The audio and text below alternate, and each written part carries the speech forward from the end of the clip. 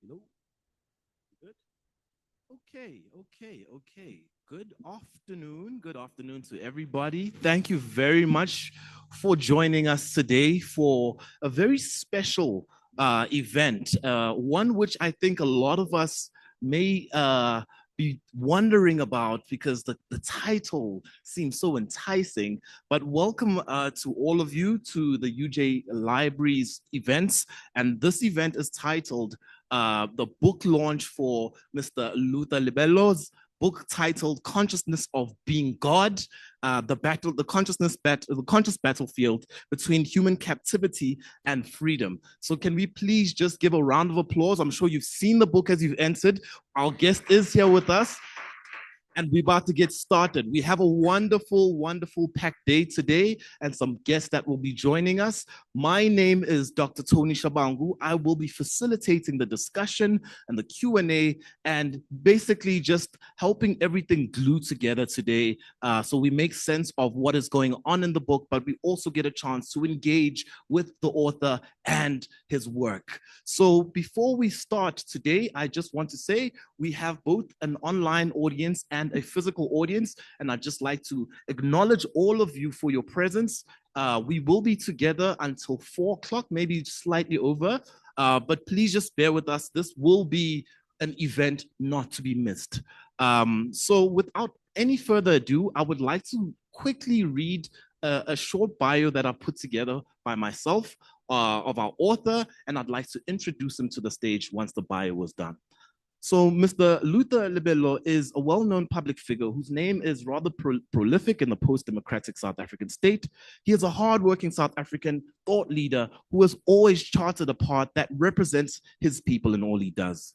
He is a prominent leader in various spaces, from spiritual movements to the political space, and always recognized for his qualities to identify with the downtrodden. He is a father, he is a son, and we will learn too that he is also a Holy Spirit in his own right. Luther Lebello's spiritual philosophical guide, known as Consciousness of Being God, invites readers to awaken to a higher sense of identity and purpose. Positioned at the intersection of spirituality, philosophy, biblical insight, and self-realization, it aims to help humanity transcend the suffering of ordinary existence and reclaim its divine birthright as beings created in God's image. Mr. Lebello contends that mainstream life's conventions, education, career, marriage, retirement are insufficient markers of purpose. He encourages the reader to awaken a latent sense of greatness and live beyond their societal conditioning. Can we please give a round of applause to Mr. Luther Libello?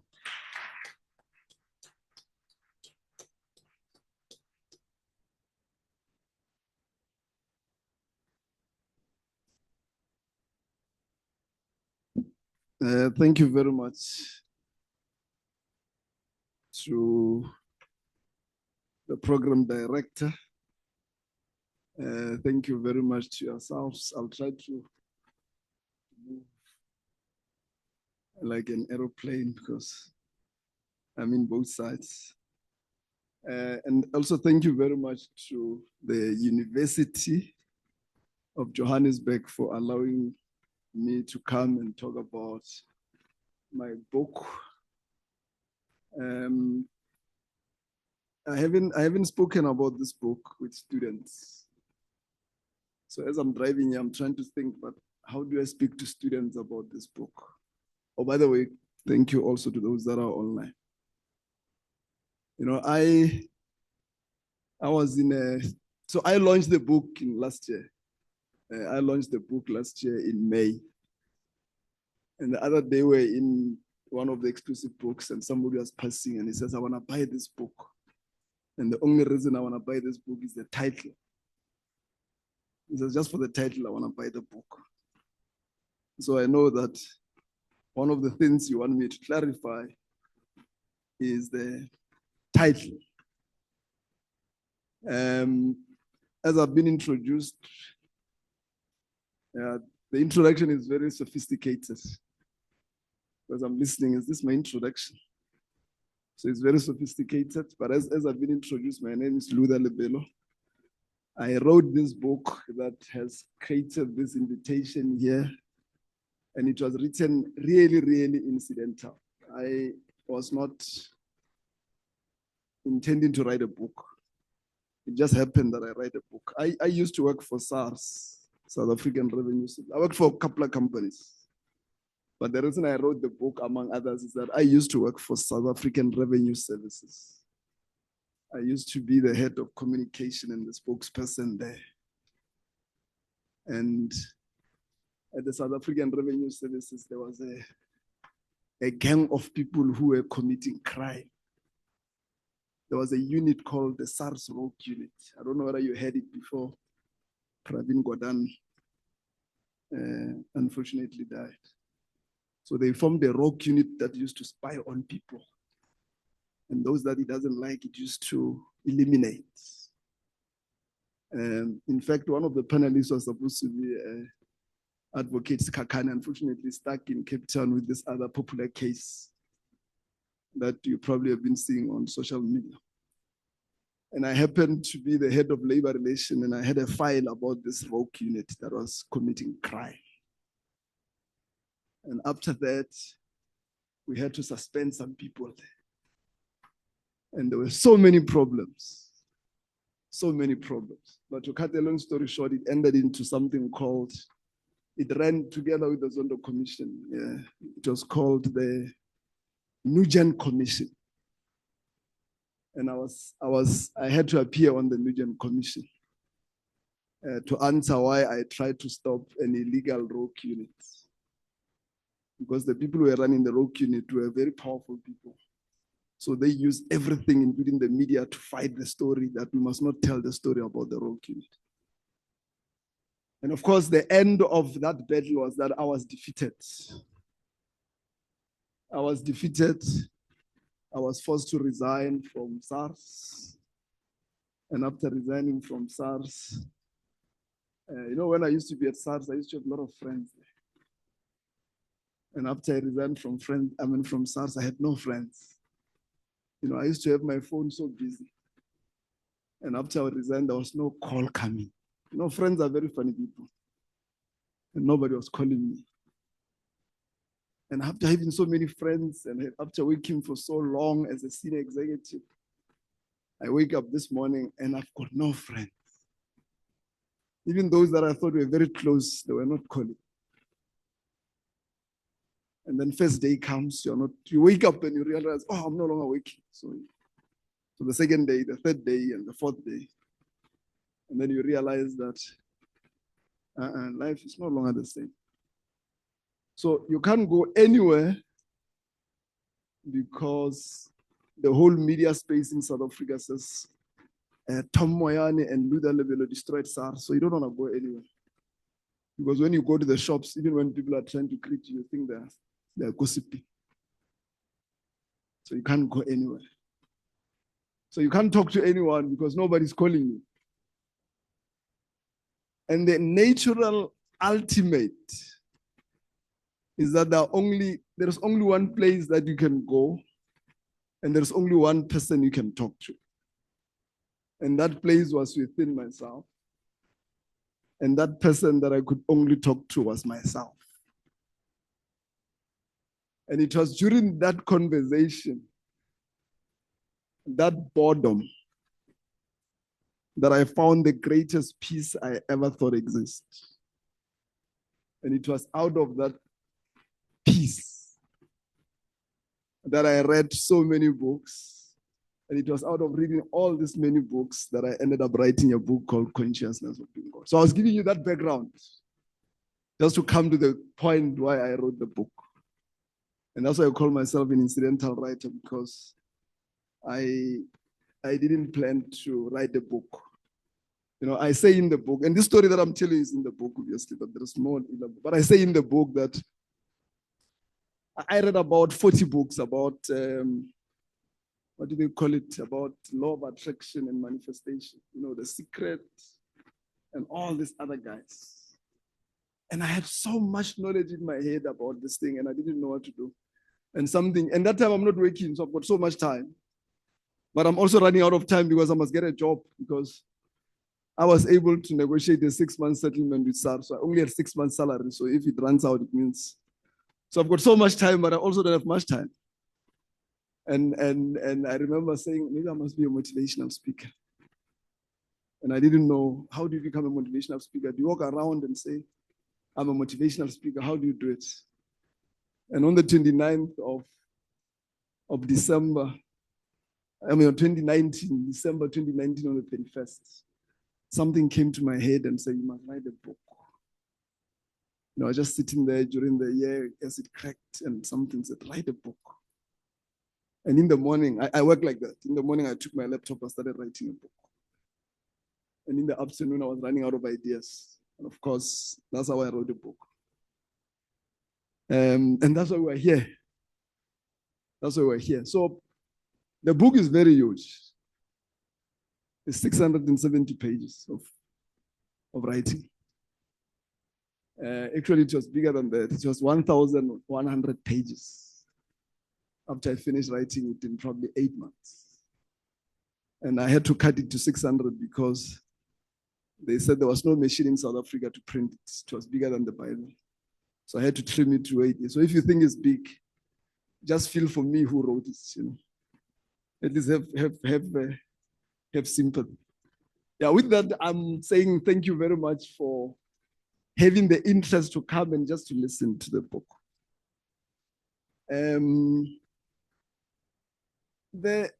The book really comes from a multitude of things, and it's a difficult book to explain. And the best way to explain it is that you must ask me questions. I'm not going to help you in the explanation. So you must ask me questions. Now, maybe let me explain what is the meaning of the book. The meaning of the book called Consciousness of Being. Or let me explain it this way. So the name of the book is not Consciousness of Being God. The name of the book is Consciousness of Being. Right? It's a trilogy of 3 books. So the first book is Consciousness of Being. That's the book that is there. It's only one book. I still have to write 2 books. So it's not complete. So the plan was that I finished the book. I launched it last year, May. And I gave myself a year to write the second one. The second one is going to be called Consciousness of Being the Desire.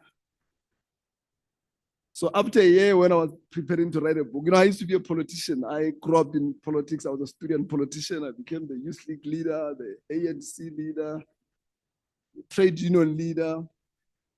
But after the SARS thing, I didn't want anything to do with politics. So I thought I'll write my book. And a friend of mine called me and said, hey, man, this man that you chased for in SARS called Jacob Zuma has opened a party. We want you to come and join. I said, no, I don't want politics anymore. I said, okay, help in the media. And then I worked for MK Party since last year, January, but I was just helping with the media. I draft the media statement, I draft the plan, working with Ntlamulo and all that. And because once a politician is a politician, all of a sudden now I was appointed as the National Executive Committee member of MK Party. And I was also appointed as the national chairperson of MK Party. In fact, the people sitting in front of me here, they know me from there. And here I am again in this politics thing. I don't want to be in this politics thing, but I'm also there. And now the politics didn't go so well. And I said, I'm going to write the book now. I want nothing to do with politics. And a friend of mine said, no, man. Maybe let's form our own party. I said, another party? I said, yeah, let's form another party, but maybe let's not form another party. Let's go and ask the people of South Africa whether we must form a party.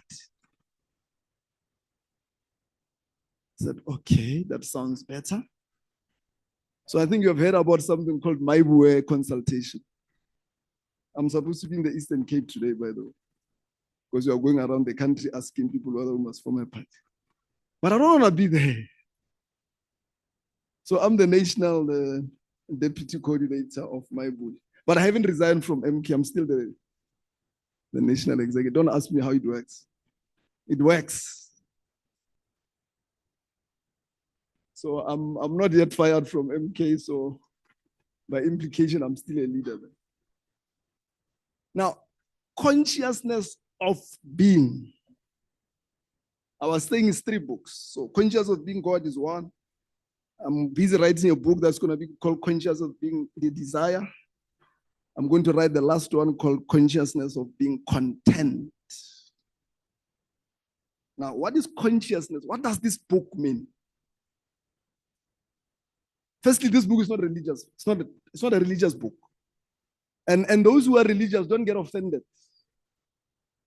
Right? If there's one thing that God gave you, is the right to listen and hear anything you want to hear.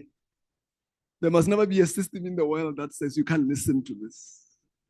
So the book is not religious. So if you came here thinking that you're going to be preaching and singing, it's not religious. It has nothing to do with religion. So consciousness of being simply means a state of being the thing to an extent that you and the thing are one. And I know I'm speaking to academics, so it's not difficult. So consciousness of being, let me explain it this way. So who you are is an outcome of the beliefs, the assumptions you made about yourself, others, and the world around you. So as you grow as a child, you make assumptions about life. Right? If you've got a caring parents, you'll think life is good. If you don't have caring parents, you'll think life is bad. So you make assumptions. If you've got bad friends, you think you must not trust friends. If you've got good friends, you trust. Whatever, you make assumptions. So the moment you land on earth, you land in a world of so many things happening, and then you make assumptions. Right? Some assumptions you think about it, you throw it away. Others you believe them. And then you believe them to an extent that they've been part of who you are. So consciousness of being God is that state where the thing that you believed in has now become part of it. Let me explain it again differently. So this is what happens to your brain.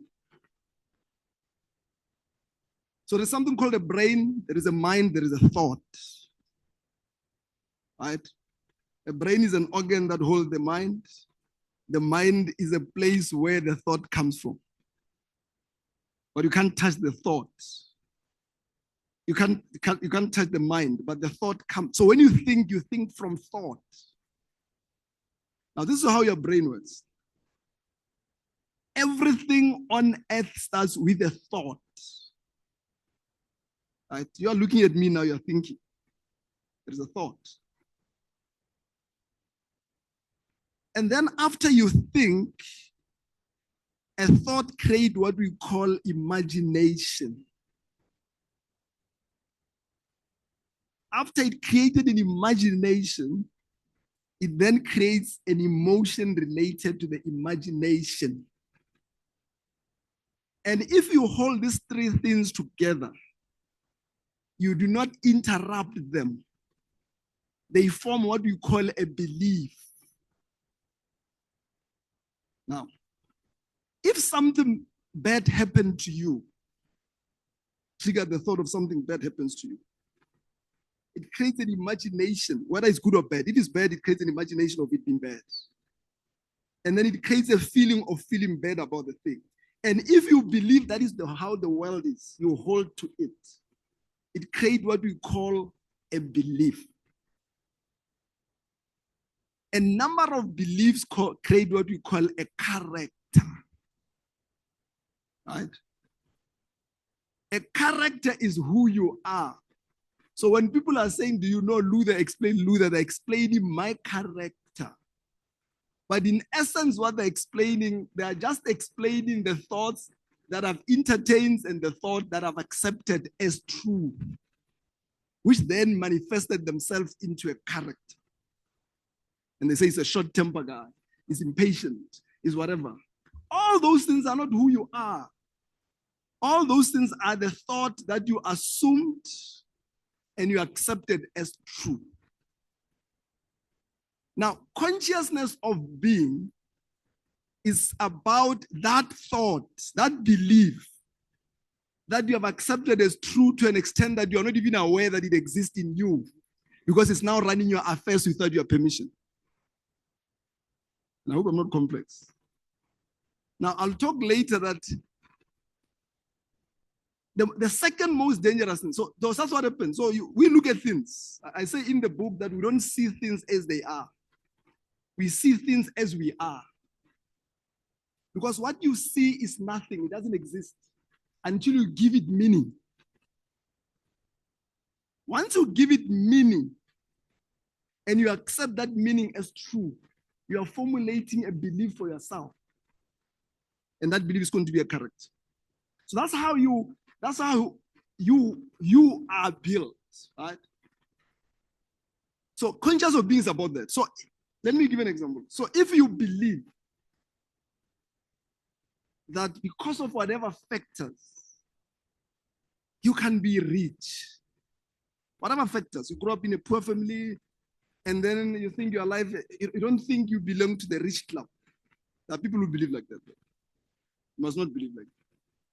So you become consciousness of being poor.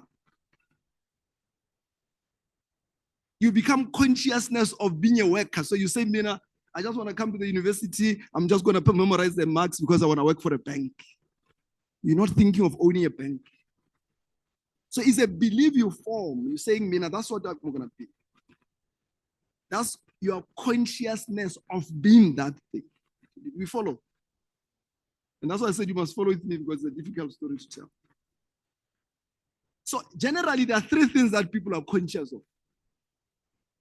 Is wealth, is health, is happiness. So there are people who believe that they are not part of the wealth club. So you hold a thought that we're saying is a thought of lack. Right? It's a thought of lack. So if you have consciousness of a lack, a thought of lack, we will then say consciousness of being poor or consciousness of being the thing. The second thing that people are conscious of all the time is their consciousness of health. There are people who believe that they are born sickly. Right? They'll actually even tell you when winter comes, they say, I know winter. Once winter starts, flu is coming. And flu will never disappoint, it will always come. Because your consciousness of being sickly. Right? And I'll make the other point about attraction. The third group is the one that are consciousness of being unhappy. So they've lived this life of unhappiness to an extent that they're so conscious of unhappiness that subconsciously they don't think they deserve to be happy. In fact, I've seen that with many Black mothers when the child is very happy, jumping up and down, they say, you are too happy, you're going to get hurt. Because being happy makes them uncomfortable. Right? It's consciousness of being unhappy. So there are people who, and I don't know, somebody told me that he had a very terrible relationship with a mother, that when you see people having a good relationship with their own mother, it makes them uncomfortable. There are many people, by the way, who are very uncomfortable with rich people. And part of that discomfort, they raise it by saying, I'm sure you stole the money.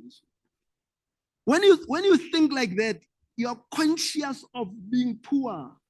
So you are reacting like that because you are just throwing out that consciousness of being poor. And there are people who are conscious of being unhappy. You know, even if you're trying to do something, even if you date someone who is like that, even when you're trying to do other things that will make them happy, they just don't want to do it. So let's do this so that you are happy. He says, no, I'm fine. Because happiness makes them uncomfortable. So human beings in the main are either conscious of the three things. So consciousness of being is the state of either being consciousness of being rich or consciousness of being poor.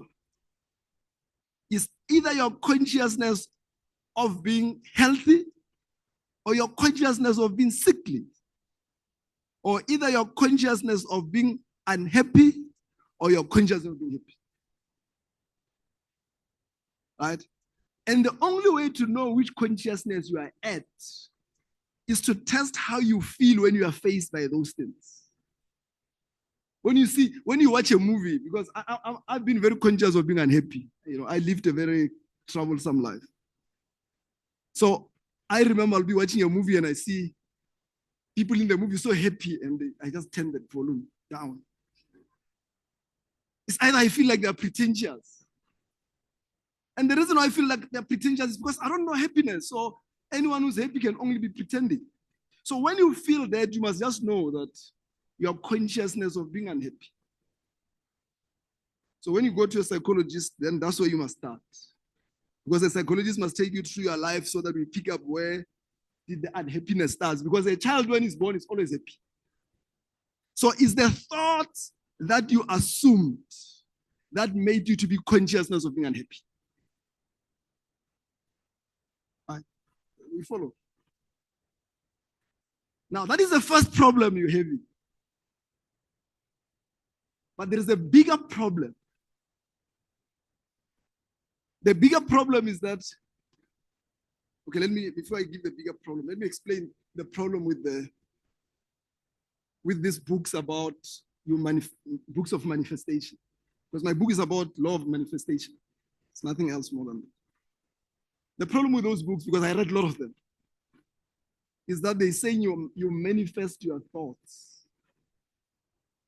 And then people sit in front of the mirror every morning. What is that thing that they repeat?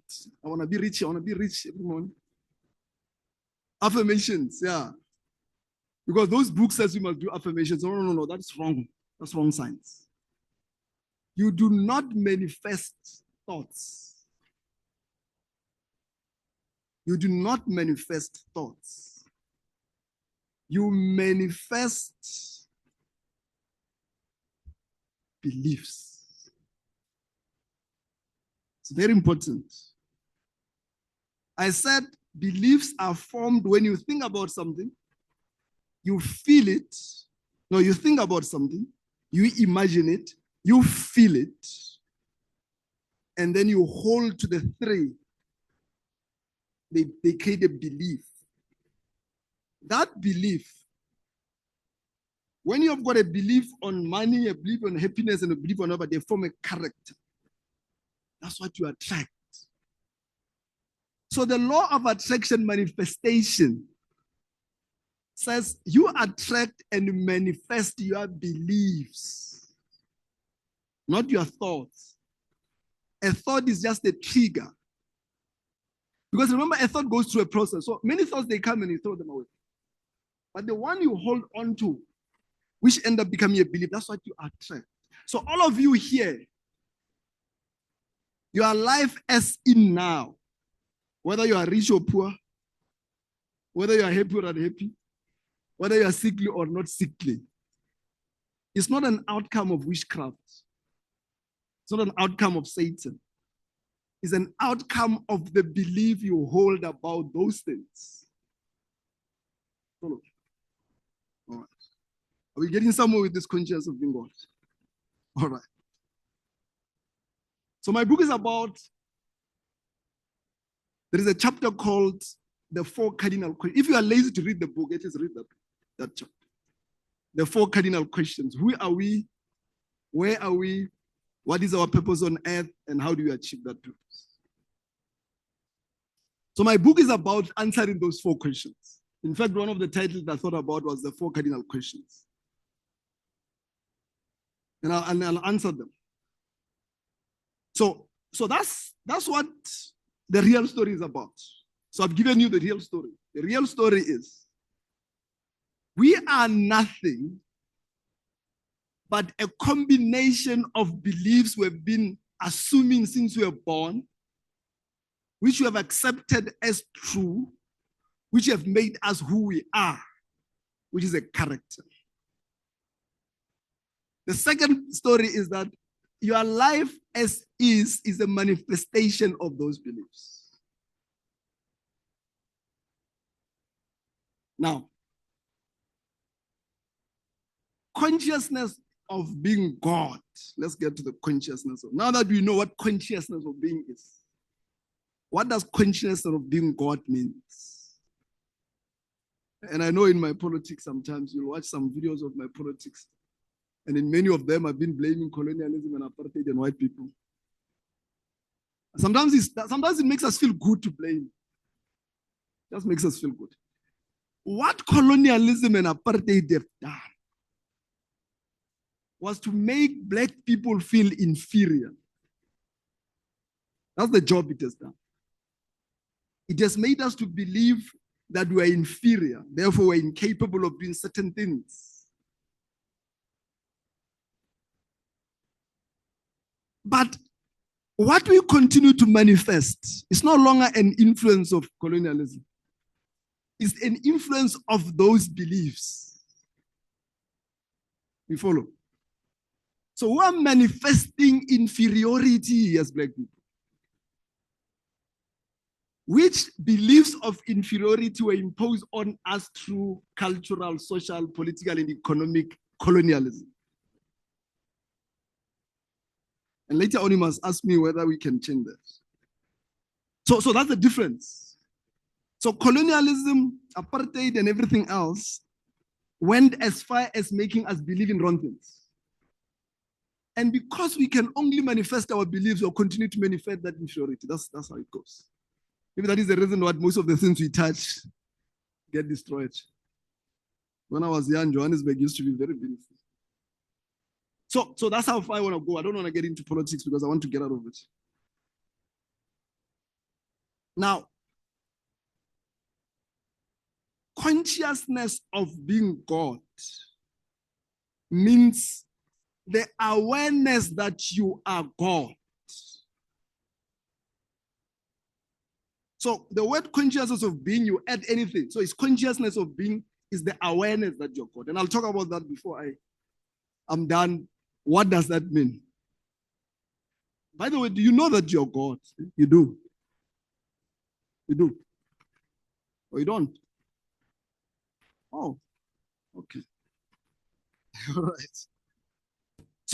So consciousness of being is just the awareness that you are something. In this case, it's the awareness that you're God.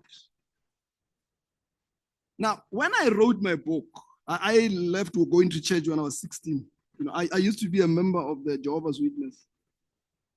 My mother used to be a Jehovah's Witness, and when Mandela came out of jail, I was young, and then we were chanting on the streets, and the pastors called me and said, "What you're doing is against the Bible." And I remember going home and I'm thinking, so white people have oppressed us. Mandela sat there for 27 years to free us. Now we're happy that it's out and it's against the Bible. So there must be something wrong with the Bible. Because how can freedom be against the Bible? I thought the Bible is about freedom. And that was the last day I went to church, by the way. Now, part of writing my book is that I discovered a number of things. And you don't have to agree with them. I get it. One of the things being a student. By the way, where's the my publisher? I should have acknowledged.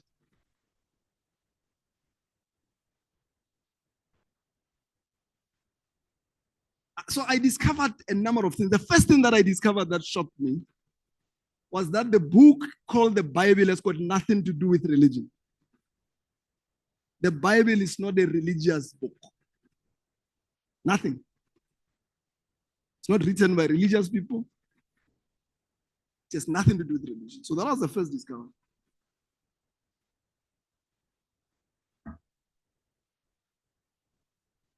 And I was shocked. But the second discovery was that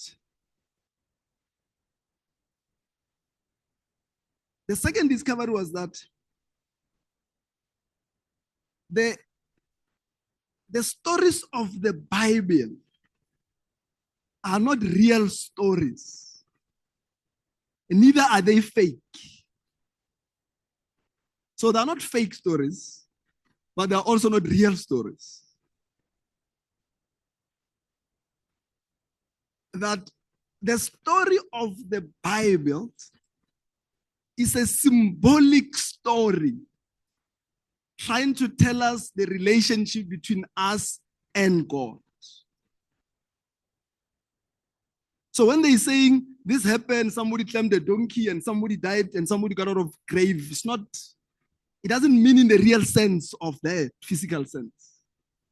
It means in the consciousness sense. So the Bible is a book about the relationship between this universe called God and us, the interplay between man and God. That was my second shock. So when they're saying God was walking, I don't know whether you know this verse that says God was walking in the afternoon and he met Satan. And he said to Satan, buddy, how are you? Because I always struggle. My grandfather used to be a lay preacher. And I never understood why would God be walking in the afternoon. And he meets this certain guy and he's like, buddy, how are you? Have you met my guy called Job? No, I haven't met him. That's my guy. And Satan says, no, he's your guy because you have given him everything. And that one says, no, I trust him. Says, no, it's because you given him. If you take everything from him, you'll see he's going to run away. And the Bible says, God said you can do it. I always struggled as a young man. God here has got an opportunity to just finish off this guy. And we can have peace and live our lives, but here he's still having a party. So I discovered that story is one of the most important and powerful stories, but it's not a real story. It's a story of the mind. So the authors of the Bible were quantum scientists, were metaphysicians. They were telling a story of quantum science using the book called the Bible. Some clever people took that book and converted it into a real story, and then they colonized everyone through something called religion.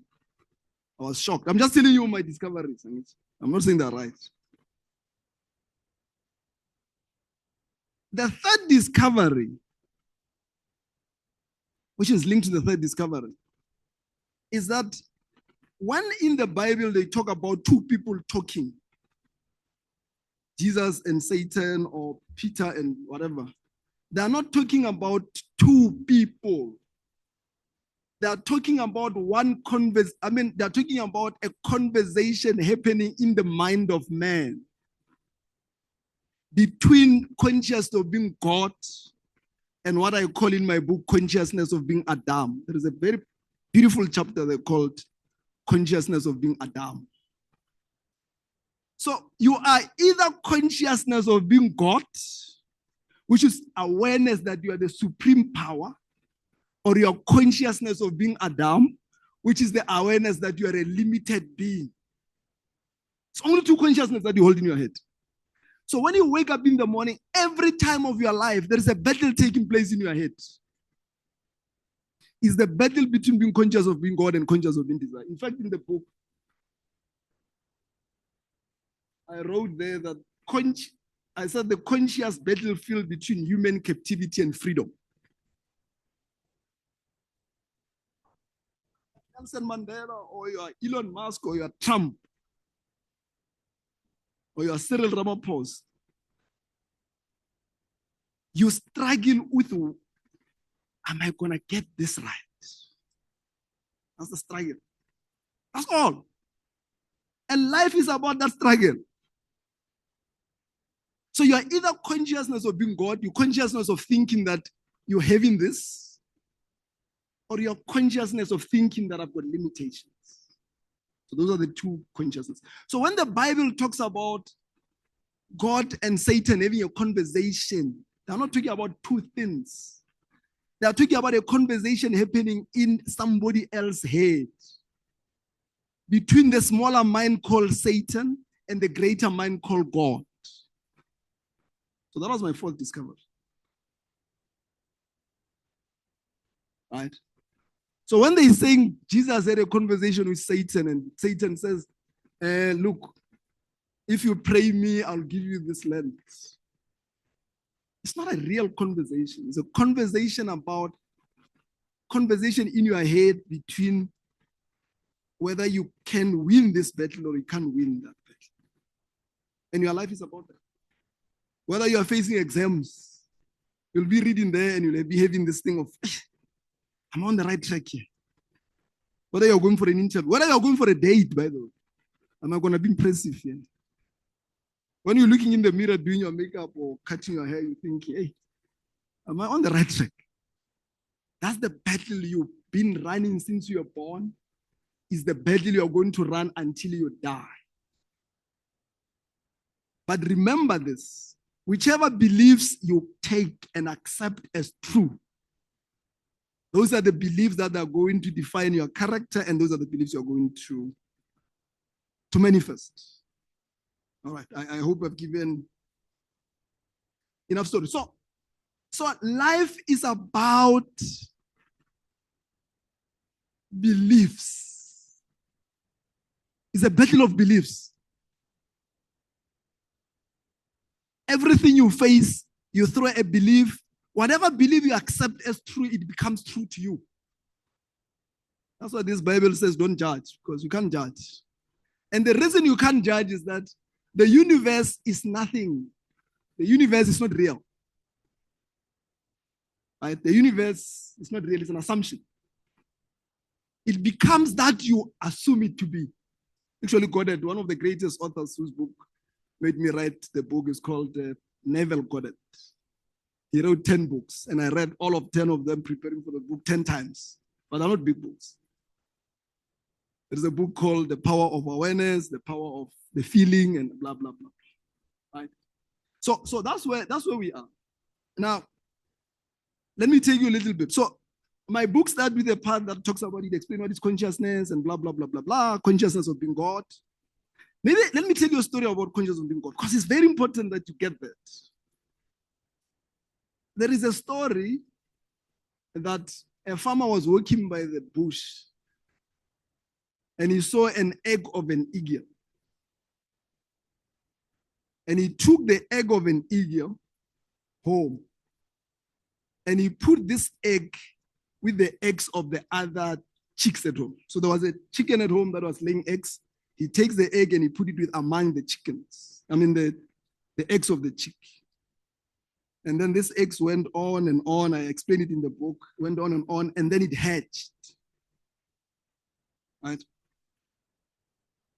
Now, you know the eagle is like the lion of the birds. But now it get hatched with the chicks.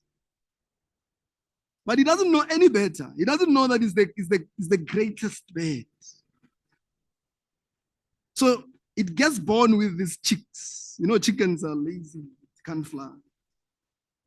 You know, they only eat worms. Right?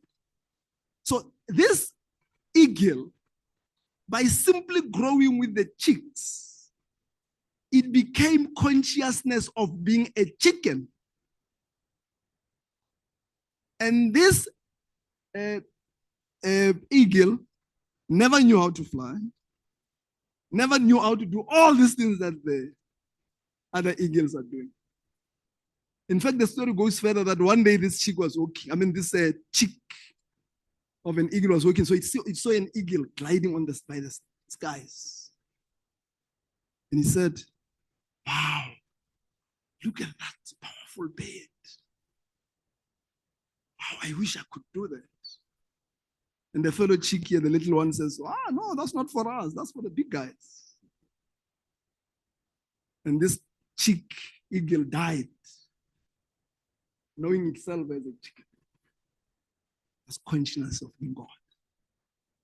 Because it assumed the status of chickens and it became a chicken.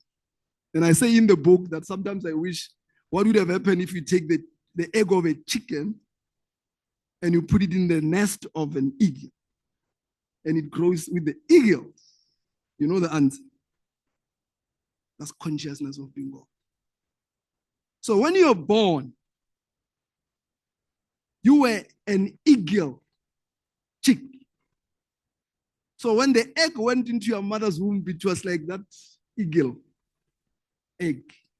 When you're born an eagle.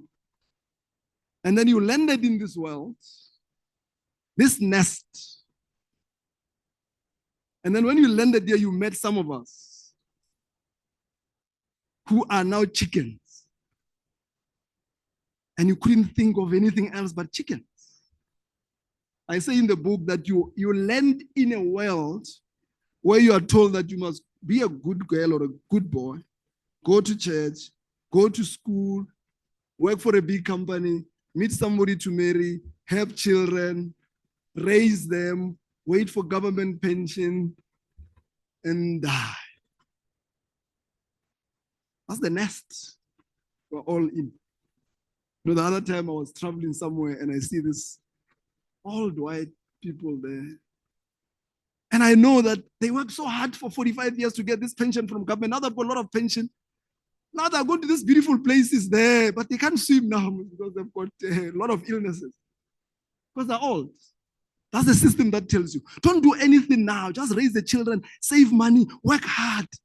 When you are 65, you're going to have disposable income to live. So that's what you are told to do, and that's what you become. Because the same Bible says, as a man thinketh, so he is. So you are like exactly that. So the reason why your consciousness of being a mortal than being a God is the environment you find yourselves in. So the battle is to win the battle. So the book is divided into three. The first part deals with what we call quantum science. I don't know whether you know what is quantum science, and I'm going to summarize it in 2 minutes. Quantum science. Do you guys still study, Professor, do they still study classical science of Newton?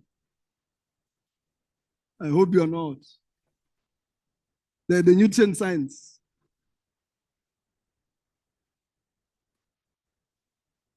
Yes.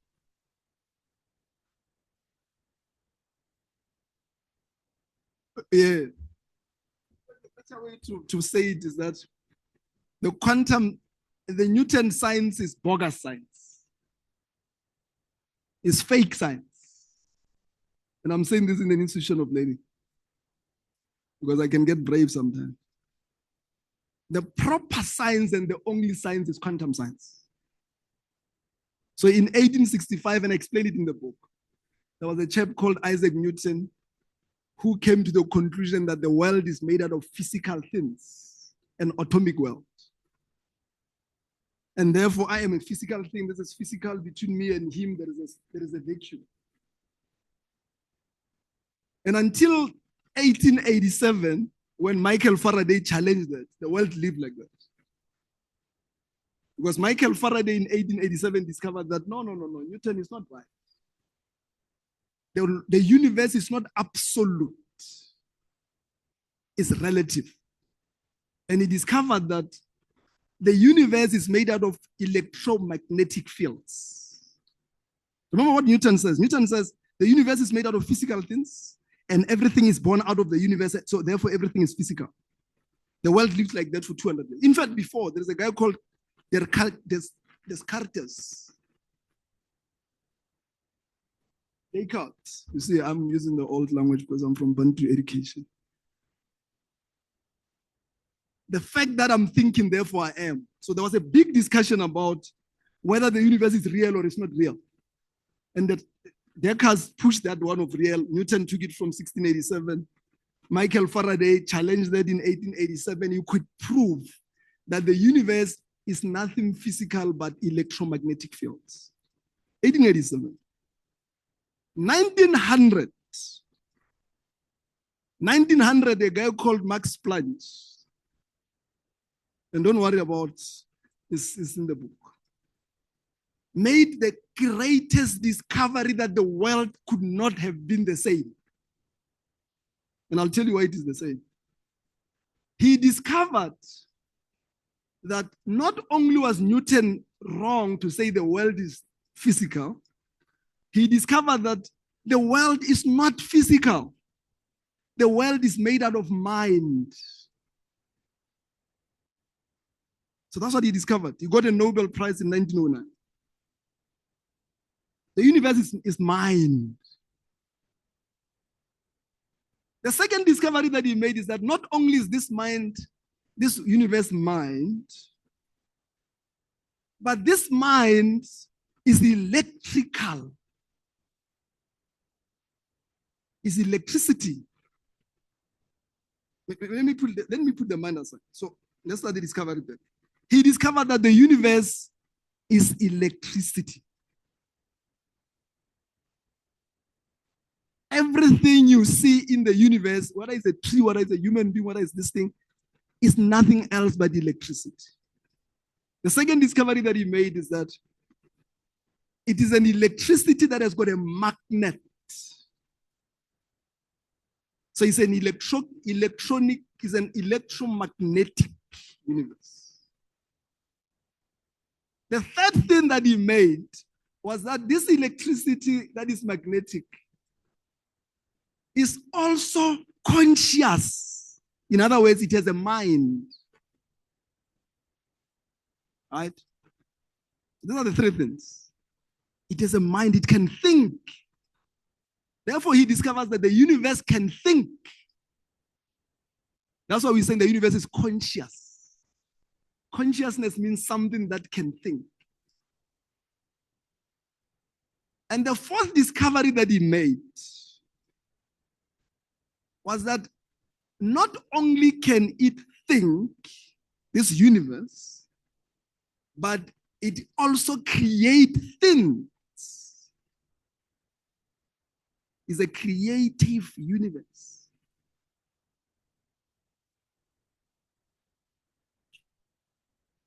So it not only can it think, but it can create, it creates. The fifth discovery was that therefore everything else is made out of this thinking electromagnetic field that can create. So in other words, everything on earth are the pieces of this big thing. And what does it mean? It means everything in the world, including yourself, your electronic magnetic field, you are consciousness, you can think, and you can create. And how do you create? You create through thought.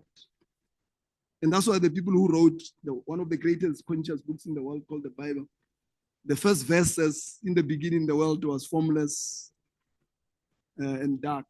And God said, let there be light. And there was light. It was not a voice, it was a thought. But there's only one way of creating. The only way of creating is to create through thought. So you are not some small thing trying to make sense in this greater God. You are God you are the smaller scale of God. Therefore, possessing all the characteristics of God. Therefore, being as powerful as God. And the only reason why you're not powerful as you're supposed to be is because, like that eagle, your consciousness of being a chicken. And that's why you're becoming a chicken. Because you can only manifest your beliefs. So that is a quantum science. So quantum science is simply that. It's those 5 things that, and then you can take it further, by the way. Niels Bohr, one of the greatest scientists, Niels Bohr, also discovered that. I don't know whether you know the entanglement, the law of entanglement, that Einstein said is a spook in a distance. The greatest scientist in the world is not Newton. It's not Einstein. It's Max Planck. And of course, the second version of the book talks about the 7 hermetic laws of the universe. Don't worry about that. The third one talks about the Bible. So 70% of that book talks about the verses. And we can convert the verses of the Bible to consciousness to show that the stories there are never about real stories of religious people performing rituals. It's about the story of how do you relate with this thing called God? What is the relationship between you and God? And that's why Jesus says, he tells the Jews, he says, don't you know that you are God? In other words, don't you know that you are the hologram? Yeah, this is the word I was looking for. One of the scientists use it. We are the hologram of God. You know what is a hologram? If we take a piece of hair, by the way, it has been tested in science. If we take a piece of your nail now and put it in China, this is the quantum entanglement, and I'm finishing with that quantum entanglement. So this is the study that they've made. They discovered that you are actually everywhere. So they take the pieces of, let's say, the nail and whatever, right? The DNA. They put a person here, they put the DNA 200 meters away. And they ask the person here to watch movies. So they say, watch a romantic movie. They test the feeling the person is feeling here. And they test the feeling of the nails and the hair. They discover that it's the same feeling.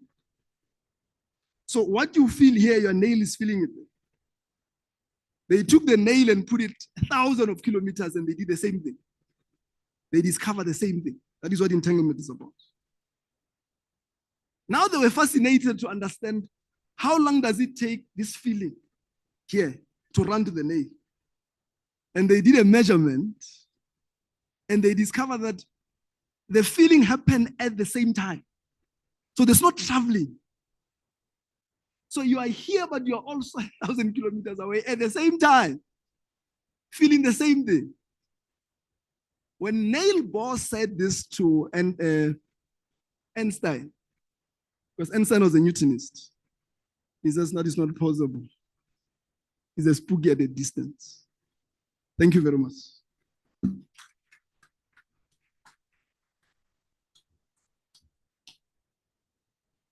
Thank you so much for that. I think there's so much to take away from what Luther has told us about the book, about himself, and also just about how the world functions. And so, with that, I would like then to introduce a guest who wasn't initially in the program, but nothing happens out of luck. Everything happens for a reason. And so I would like to please welcome Wandile, one of our students, to come and please join us here for the panel discussion. As we proceed with the program, we will still have time for Q&A and open it to the audience, both here and online. So please bear with us. We will just have a brief discussion. Wandile has been fortunate enough to read the book in full, and so he's a social work student, and actually the author also an author. That's wonderful. So can we please give a warm welcome to Wandile? I didn't get your signature.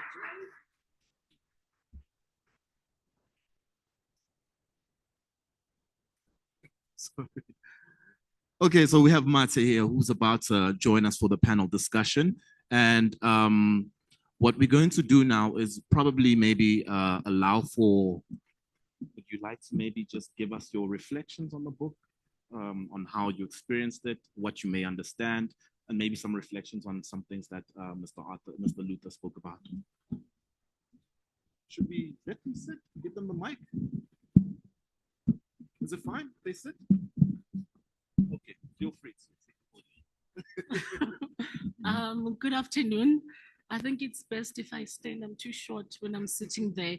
I hope everyone is well. My name is Wandile Mate. I'm a third-year social work student, and I'm not the author of this book. I write a lot for kids, and I also write for young adults, and I also do a few radio and theater plays. So this book came into my hands, or I came into the possession of this book by chance. It was at a time where I was busy with other things, and then I got the invitation to read this amazing book, and I am glad and happy, or happy rather, that I never said no to reading this book. So for me, the book is quite huge. As you can tell, it's quite huge, and it's easy for someone to look at it and have certain assumptions, especially when you read the title itself, the consciousness of being God. As he said, that it's not a preachy book. It's not you don't open the book and it tells you about God, the beginning of the world, and so on. It's actually a book that challenges your thoughts. It's actually a book that makes you think deeper about the purpose of life, or the meaning of life itself. So when I read the book in the beginning, obviously there is the bio of the author and his life experiences and all of that. But what stuck out for me, or the line that made me sit and not want to leave the book, is a line that says that, remember, all of us, or rather some of us, know that we are told that God knows us even if we're in the stomachs or in the wombs of our mothers. So what the book actually said, or the thought that it provoked in me, it says that when we get born, we are accustomed or socialized into the beliefs of our mothers, into the beliefs of our fathers. So then when we grow up, or as we go in life, we don't become the people that we were set to become, or the people that we could have become. We become whatever, or become the blueprint of the things that we have been taught. So you are like this probably because your parents have accustomed you to this reality, and you've sort of ran with it in life. So the book challenged my thoughts on existence, because it says that when we are born in the blueprint of our parents' actions and all of that. But as we grow older in life, we are able to realize that we actually must be in tune with ourselves. We actually must have those. You see, I love what Mr. Lubelo said. He said that he started writing the book at a point where there was no friends, there was nothing, there was no friends, there was no jobs, there were no calls and all of that. So the book actually shows you the importance of sitting down with yourself and having difficult conversations with yourself. It actually shows you the importance of sitting down, being quiet, and listening to those inner thoughts, and those inner thoughts that will eventually guide you, or your intuition and your belief system. So that's what the book has been about me, without giving a lot about the book, because definitely we need people to get this book so that you buy this book for yourself. But in a nutshell, the book actually raises the important question about what will happen if you're in tune with yourself. What will happen if you listen to your conscious, and if you manifest the things that you desire for your life? What happens if you dare yourself to go that far? And what happens if you dare yourself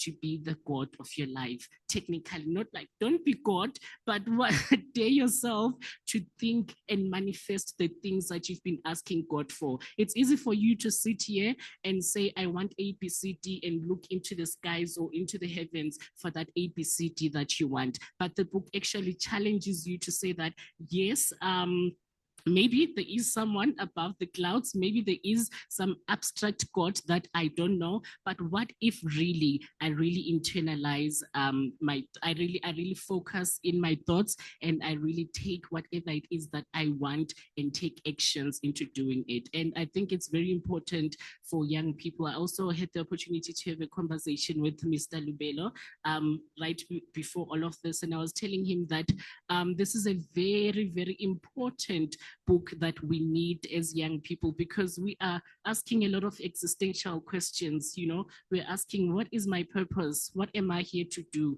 If I want this, how do I get this? So I think this book really offers you that opportunity. Not, it doesn't say do this. It's not a prescription of the things that you should do, but it challenges you to say that if you're asking those existential questions, where am I? What should I do? How do I get this and this and this? You are really, really in for a treat all the time of your life with this book. Thank you.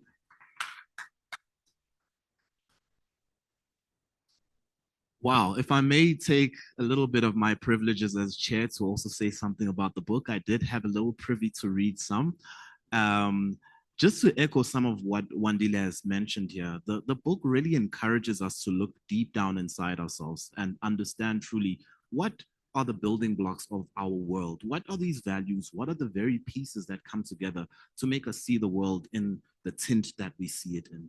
And one of the other aspects which I found very fascinating about the book, and I don't think Mr. Labelo mentioned it so much, is how he embraces his own identity and understanding who God is. It's very easy for someone to prescribe from the outside. This is what God looks like. This is what God is. This is what God does. But to learn that for yourself is the true lesson.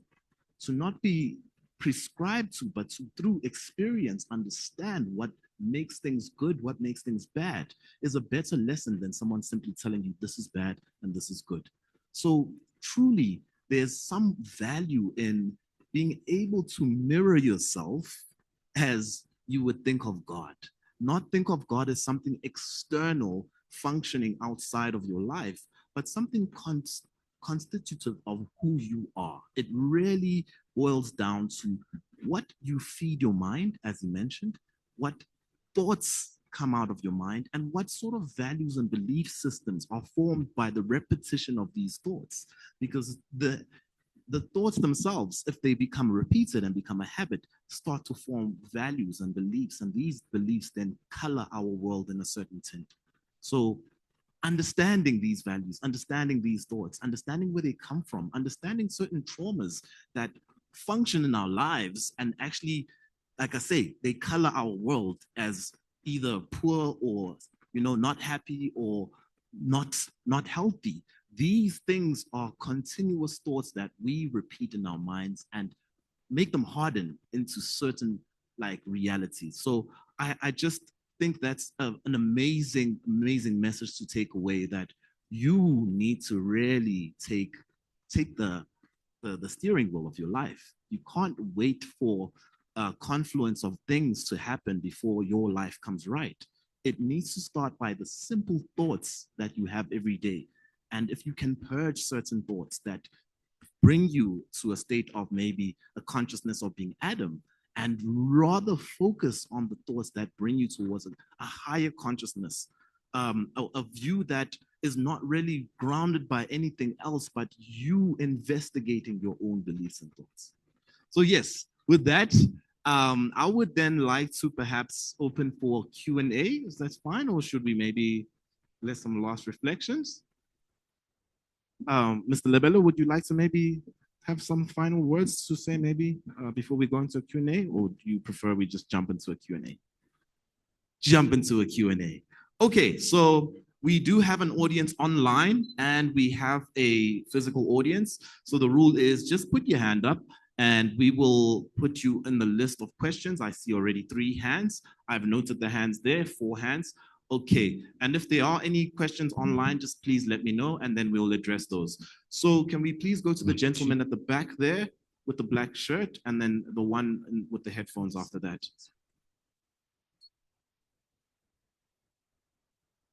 And guys, if you are interested, the book is available at the back. You can make some inquiries and ask about it. You can feel it, feel how heavy it is. Look at the back, read some of what Mr. Lebelo has to say, and just feel free to inquire. You can buy it, and it's available. So yeah, our people are at the table right there. So please go ahead, sir. Just give us your name and your question. Good day, everyone. My name is Boti. I'm an economics student here at UJ, final year student. So my question actually, I don't know if you'll be able to answer it. Please go ahead first. Or I don't know if it's relevant. Please go ahead. I wanted to know about the human race, like us human beings. If you can try to bring us into how do we came into being human beings, like being different from other creatures, because I see we are the highest beings, if I can say. Is this biologically or just simply what makes us different to other creatures? Just to maybe get some clarification of your question. Yes, I just want to know what, like, how human race, are we coming from the monkeys? I get there's history that's Okay, so like almost monkeys, a biological bamboos, explanation. Yeah. Okay, like should we where do we ask? come? Yeah, and then the other one is that do you think one day human beings are going to be extinct? Okay. Like, there's going to be one day where there's no more human beings. And then, yeah, I think that's two questions that I have. Thank you very much. Do you want to maybe get a few more questions? Okay, so there's a gentleman with the headphones there. Please pass him the microphone.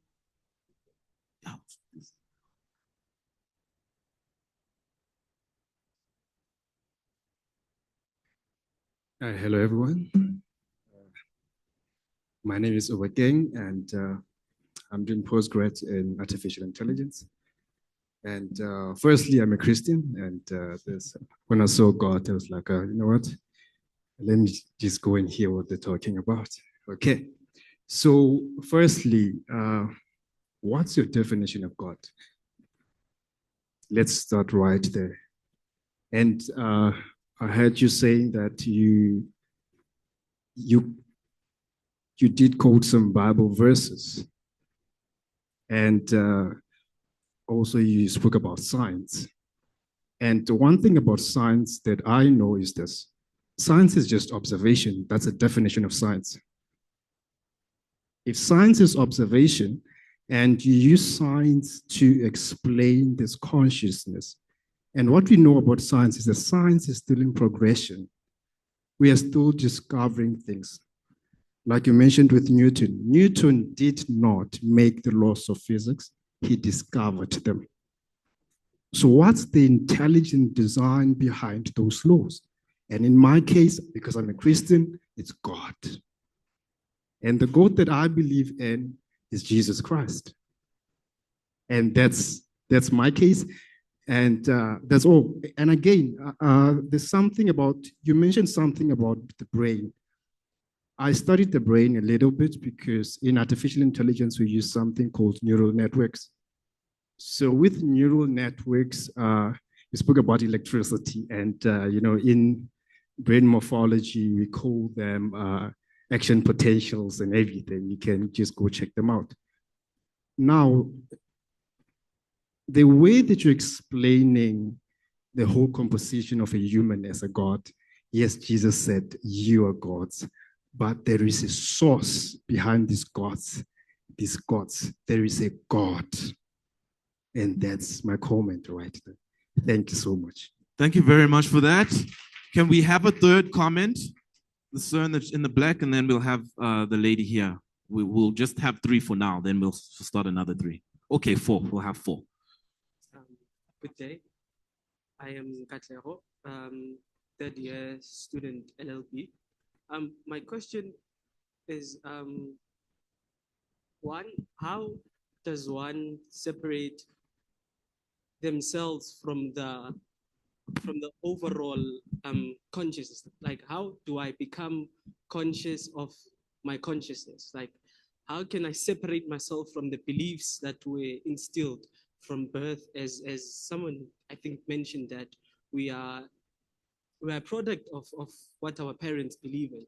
how do I stand out and choose my own beliefs? That's my first question. Then the second question is, with individuality in terms of thought processing and everything, and in terms of being individuals from the common source of, of consciousness, as you said, that we have one source of consciousness which we all sprouted from.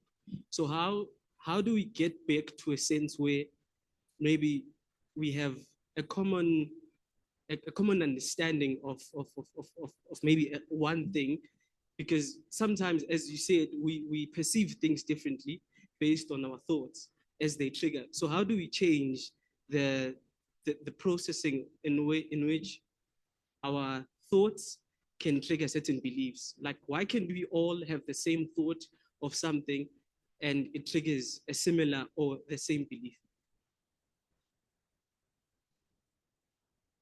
Thank you for that. And then we have one last question with the lady here in black. Afternoon. So my question, I have a lot of questions, but then I'll just say what comes on my mind. I hope it makes sense. So the speaker said that he's in politics. Sorry, please just let us know your name before you start. Sorry. Sorry. I'm Karabo Rekodzo. And the question that I wanted to ask is that the speaker stated that he's in politics. So I'll start with, I was working in the library and there was a book, a children's book actually. It spoke about infertility. It spoke about also not being loyal, like a man who was dating multiple women and yet he was married. And this was a child's book. So my question is based on how do I become my higher self if I live in a society whereby it doesn't allow me to reach that higher level state of mind based on that child's book and what's happening currently, social media, the music we listen to, the movies we watch, and life experiences. I know we're not trying to say that we blame things on colonialism and apartheid. Yes, we don't blame it on that. But then how do we move on from that phase and those traumatic experiences? Because what we've trauma and what we've experienced and what we learn every day and what we see every day shapes who we are. So how do I become a higher self if like society just keeps on stamping down on me and making me believe that, you know what, you're better than nothing. And yet every day when I open the TV or when I watch something, it's like, okay, you're black, you are limited, your history starts from like slavery and stuff. So yeah, how do I become a higher self?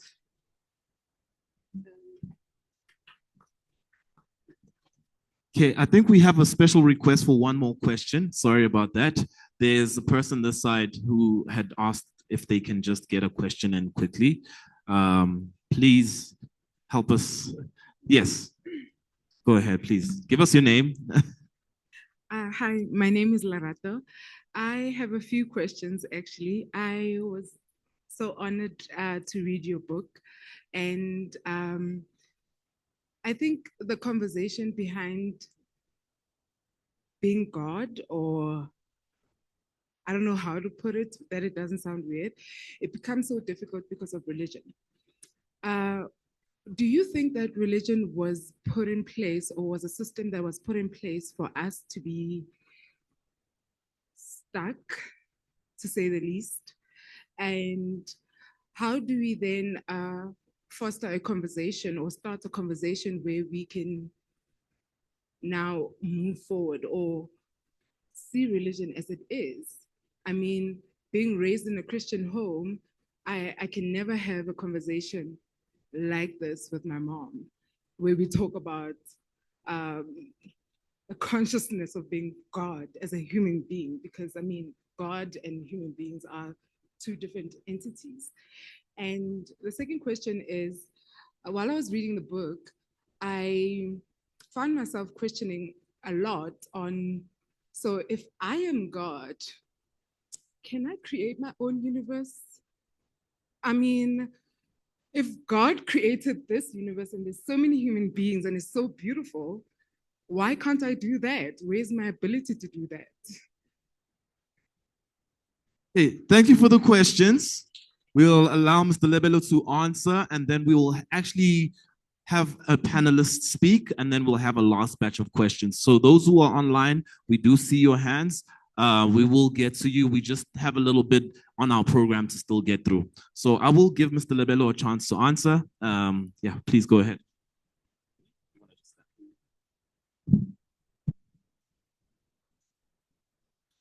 Thank you very much. When I agreed to come here, I was not told that I'm going to get difficult questions.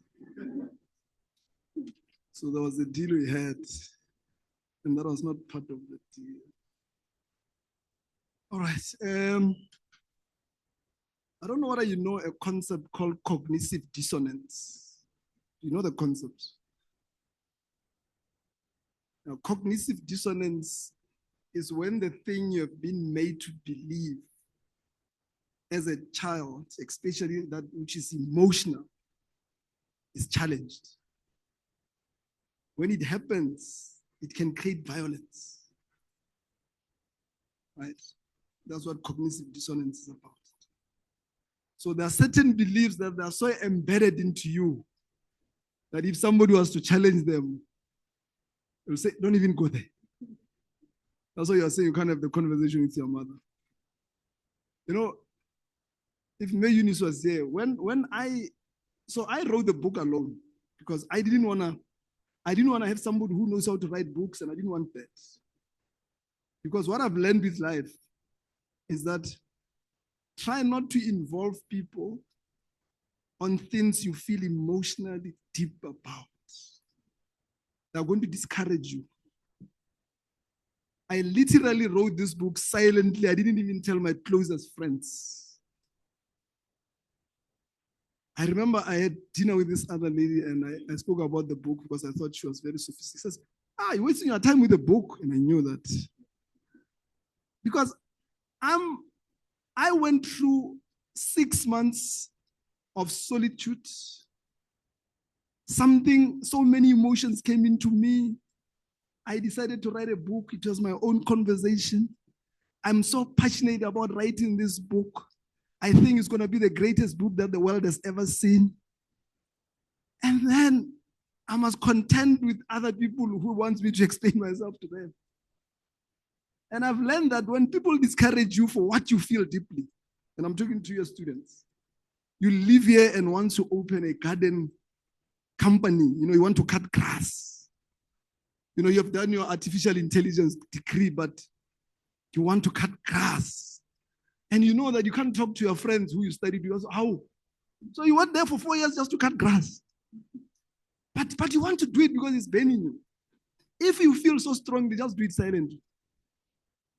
So I learned that. So I'm just giving that free lesson. That if you feel something is burning you, just do it alone. Don't worry. Now, Budi, you're saying, oh yeah, the origin. By the way, what I'm telling you is not my views.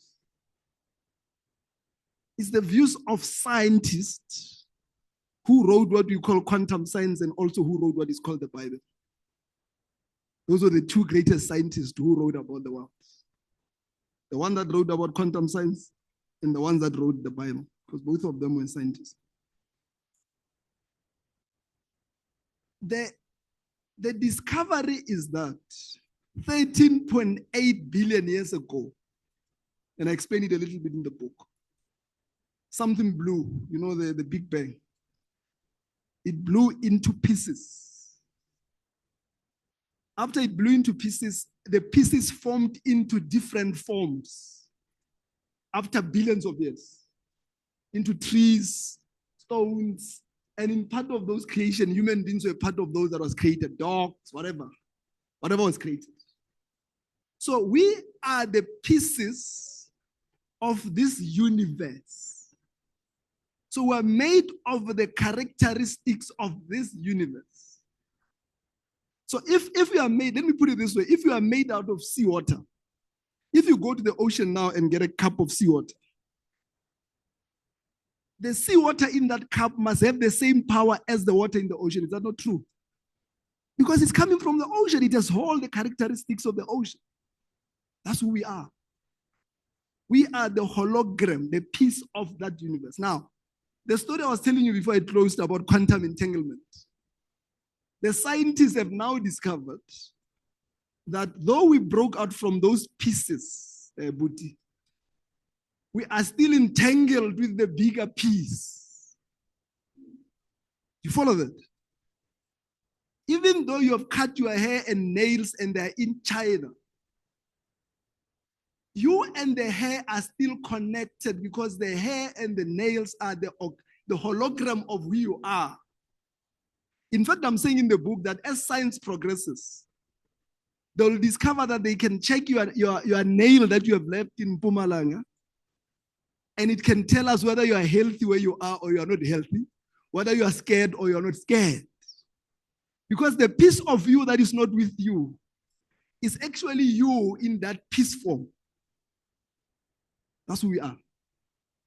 This is discovered by quantum sense, that is discovered by religion. So our origin, you know, I don't know how many of you grew up in the rural areas or in places where there are farms. If it rains too much in the morning, you just find some funny animals you didn't know they exist. You have seen that? Have you ever asked yourself, where did they get born and they're already running? In some places when it is raining, you just see some ants flying everywhere. Where are they coming from? That's how the universe does. It just produces these things as it does produces them. So we are part of those other things. We think we're superior, right? We think we're superior than other animals. I write in the book, by the way, about intelligent trees. Extremely intelligent trees. Rocks that are intelligent. Worms that are intelligent. There is so much consciousness intelligence that happens. So we're part of this intelligence. The only difference according to the Bible, there is a verse I forgot. I've got too many verses. There is a verse that says, it's like John 1 verse 1, it says, the word was manifest in flesh and is living among us. The only thing that you have done as a human being, you have ascended from the absolute called God as God to come to the relative called earth to experience how is it to be human. So God left his place, which is absolute because it's boring there. There is nothing to compare with, to come and experience how is it to be human on earth. Because it's only from earth where you can experience different things. You can experience love, you can experience hate, you can experience all these things. There's another verse, it says, godly, the mystery of godliness. God was manifest on earth, witnessed by the Spirit, and is living among us. It's not referring to some God, it's referring to you. You are just here for 78 years to experience how it is to be human. That's all. So your purpose on earth is just to have a good experience. And you are not having a good experience because they told you that your job is to be a good girl, go to church, get a job, raise children, and die after 70 years. And that's why you're not experiencing life. Because you thought you are here to just observe the rules that you don't even know who set them. And then you are stressed, you are depressed. 23 people die of suicide in South Africa because they can't make out why are we here. But you are here to have an experience. How do I define God? No, God is not defined by me. God is defined by quantum scientists and those who wrote the Bible. You know what they say? They say in the beginning, the only thing that existed was the Spirit. That's Genesis 1 verse 1. This is the scientist saying. What is the Spirit? I've got a short chapter that explains Spirit. Spirit is thought. So when you think, something comes out of you, it's an energy. Quantum science call it intelligent energy. Because thought is an energy that can think. Thought is conscious. So when the biblical writers refers to spirit, which later they say God is spirit, they refer to a greater thought, a greater mindset, a divine and a supreme mindset called God that operates here. See, now we operate here. God is a frequency. It's a feeling. So if you want to be with God, don't go to church. Just raise your frequency. Because God is a frequency, it's a higher frequency. That's why some verse called Acts of something says, the temple of God was not made by human hands. You know that? In fact, if you read a verse called Luke 17:21, I know it because my other name is Luke and my house number is 17:21. So that's the one verse I don't forget.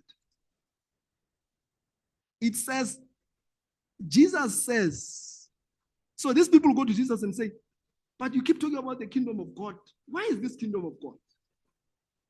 And he says, if they tell you that the kingdom of God is there and there, don't believe them. Because the kingdom of God is within you. That's what Jesus said. And I wanted to go through this logic because most of the book that I sign, I put this verse because it's the most important verse if you want to understand God. Now, this is what Jesus is saying. It's not some Pharisees and something. And then they say, God is living in his kingdom.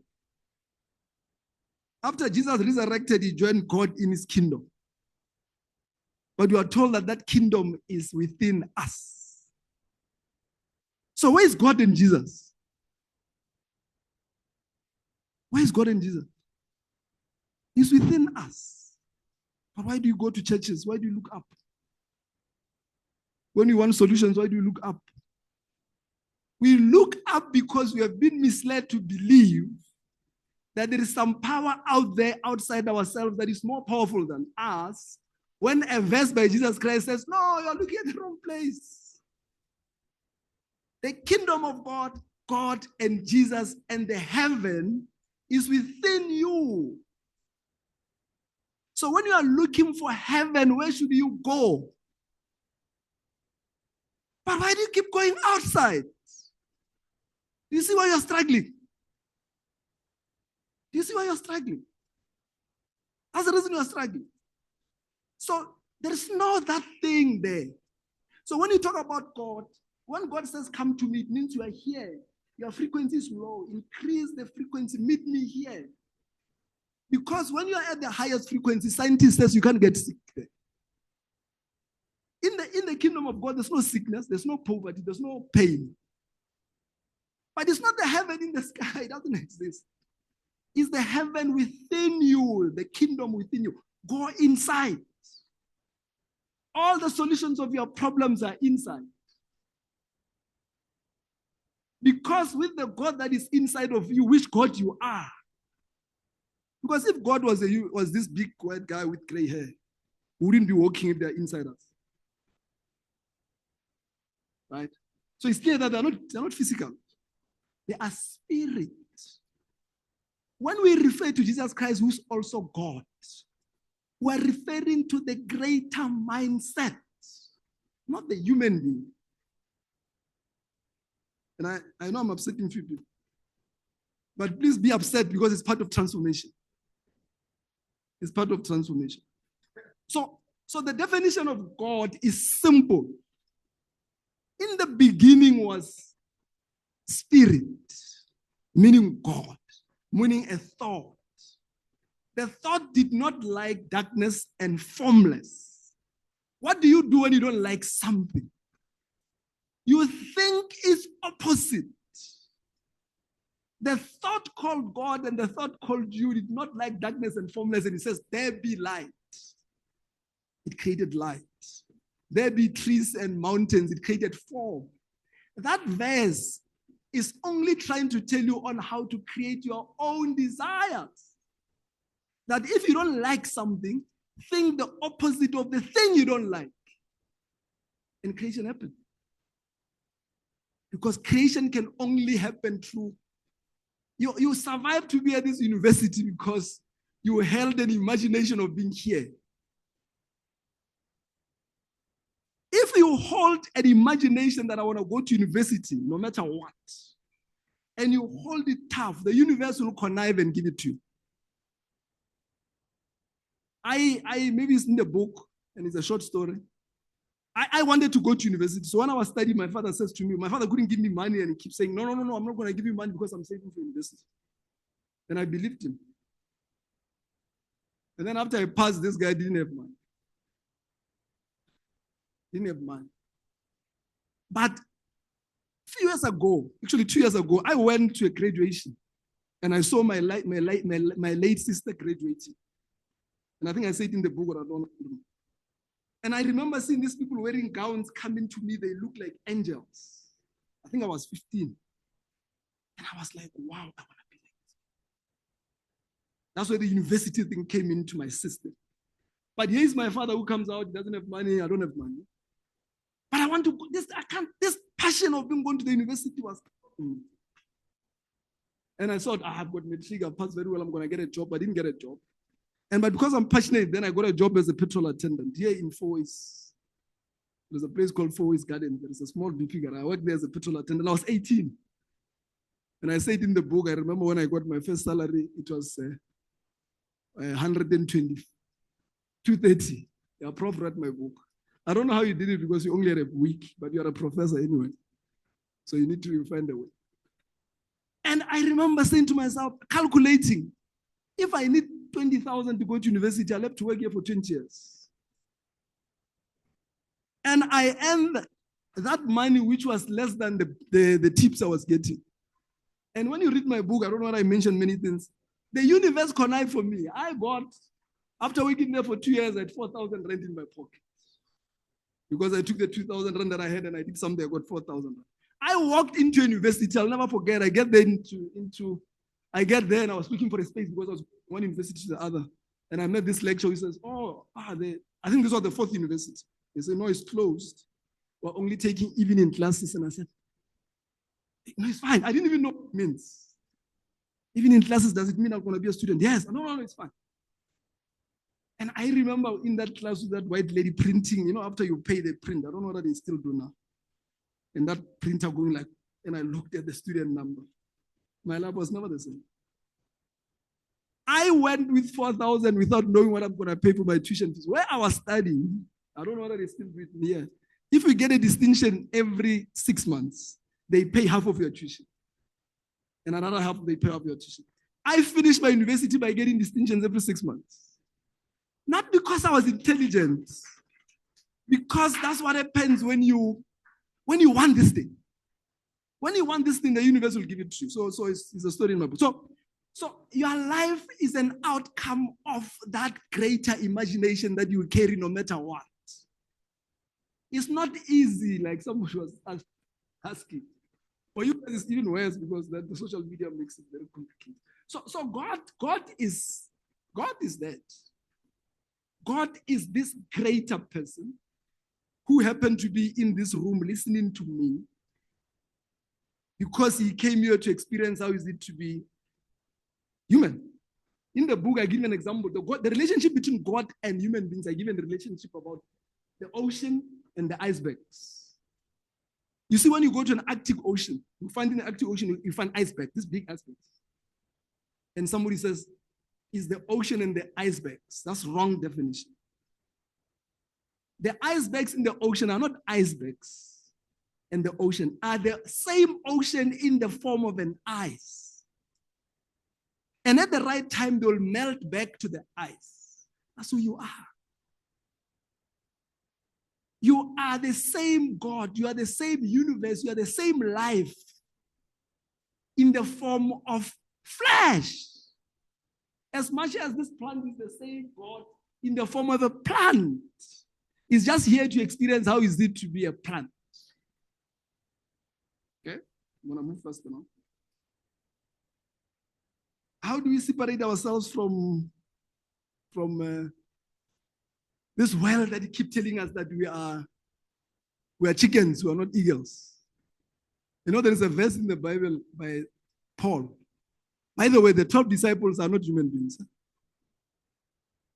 12 disciples have been discovered by science. 12 disciples are the 12 dimensions in your brain. So the brain has got 12 dimensions.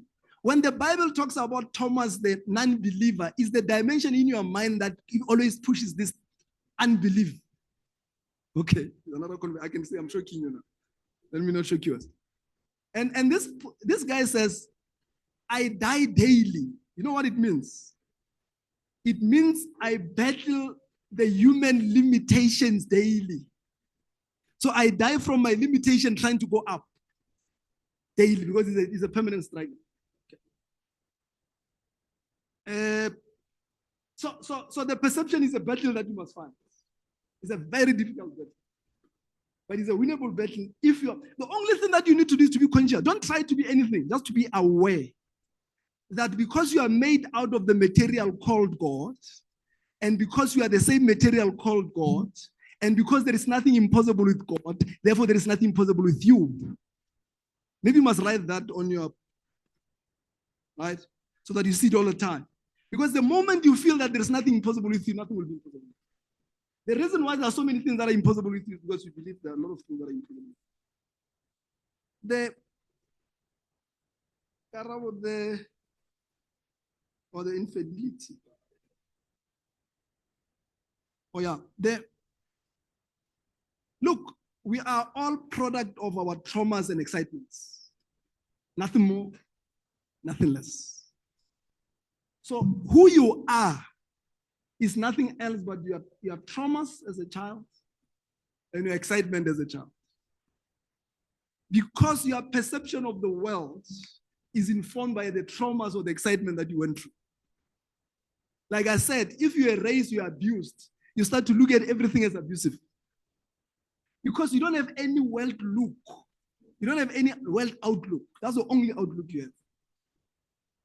So one of the greatest things that you must, if I become a president for a day, I'm going to get proper psychologists who must understand what is consciousness. And I'm going to get them highly paid so that this world must go to psychologists and solve child traumas. Because the problem with consciousness, which is part of child trauma, is that it's contentious. You give it to a child, the child is going to give it to the child is going to give it to the child because it's contentious. It needs to stop somewhere. Right? So that's the struggle. I've got my own traumas that when I was working, by the way, when I was working at the BP garage, there was a time where I was sleeping in the change room because I had no place to sleep. I was carrying a bag, sleeping in the change rooms. I had to work long hours because I didn't want not to work because where do I sleep? What do you think that does to me? Even the day I own a mansion, I'll be sleeping on a small space of the mansion because that's what trauma does. Trauma is deep. So it's one of the things that we may need to solve. I mean, for instance, you know, when you grew up, maybe you'll know, and I'm pointing at you. There used to be this thing, black people used to wear t-shirts and walk by the street and say, black is beautiful. Were you there, some of you? Or were you still young? And as I'm writing the book, I'm asking myself, when we're walking around and say black and beautiful, who are we talking to? Who are we telling that black is beautiful? We're talking to ourselves. Why do we feel the need to tell ourselves that black is beautiful if indeed we think we're beautiful? Because white people don't walk around and say white is beautiful. So we do that because we know deep down that there is a doubt about who we are. The conscious struggle. Right, but anyway. The last one is the one about God. How do we create the universe? No.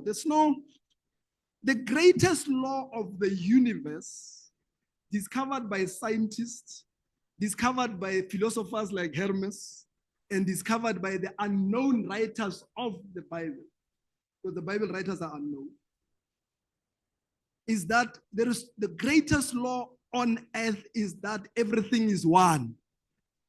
There is no separation.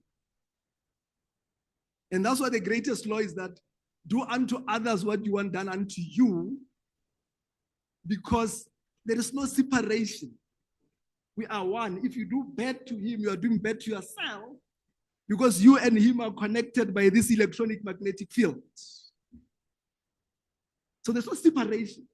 It's our eyes. Do you know, by the way, that our eyes does only see 0.0000000%. 99.9% of the things that are happening in our lives, we can't see them. You know that? So what do you think you are seeing? You're only seeing 0.1%. So there is a lot happening here in this room. We don't see it because we are limited. Right? So what we see separation, we see a gap. There's no gap. Now we know with the Bluetooth that there is no gap. Of course, the very last one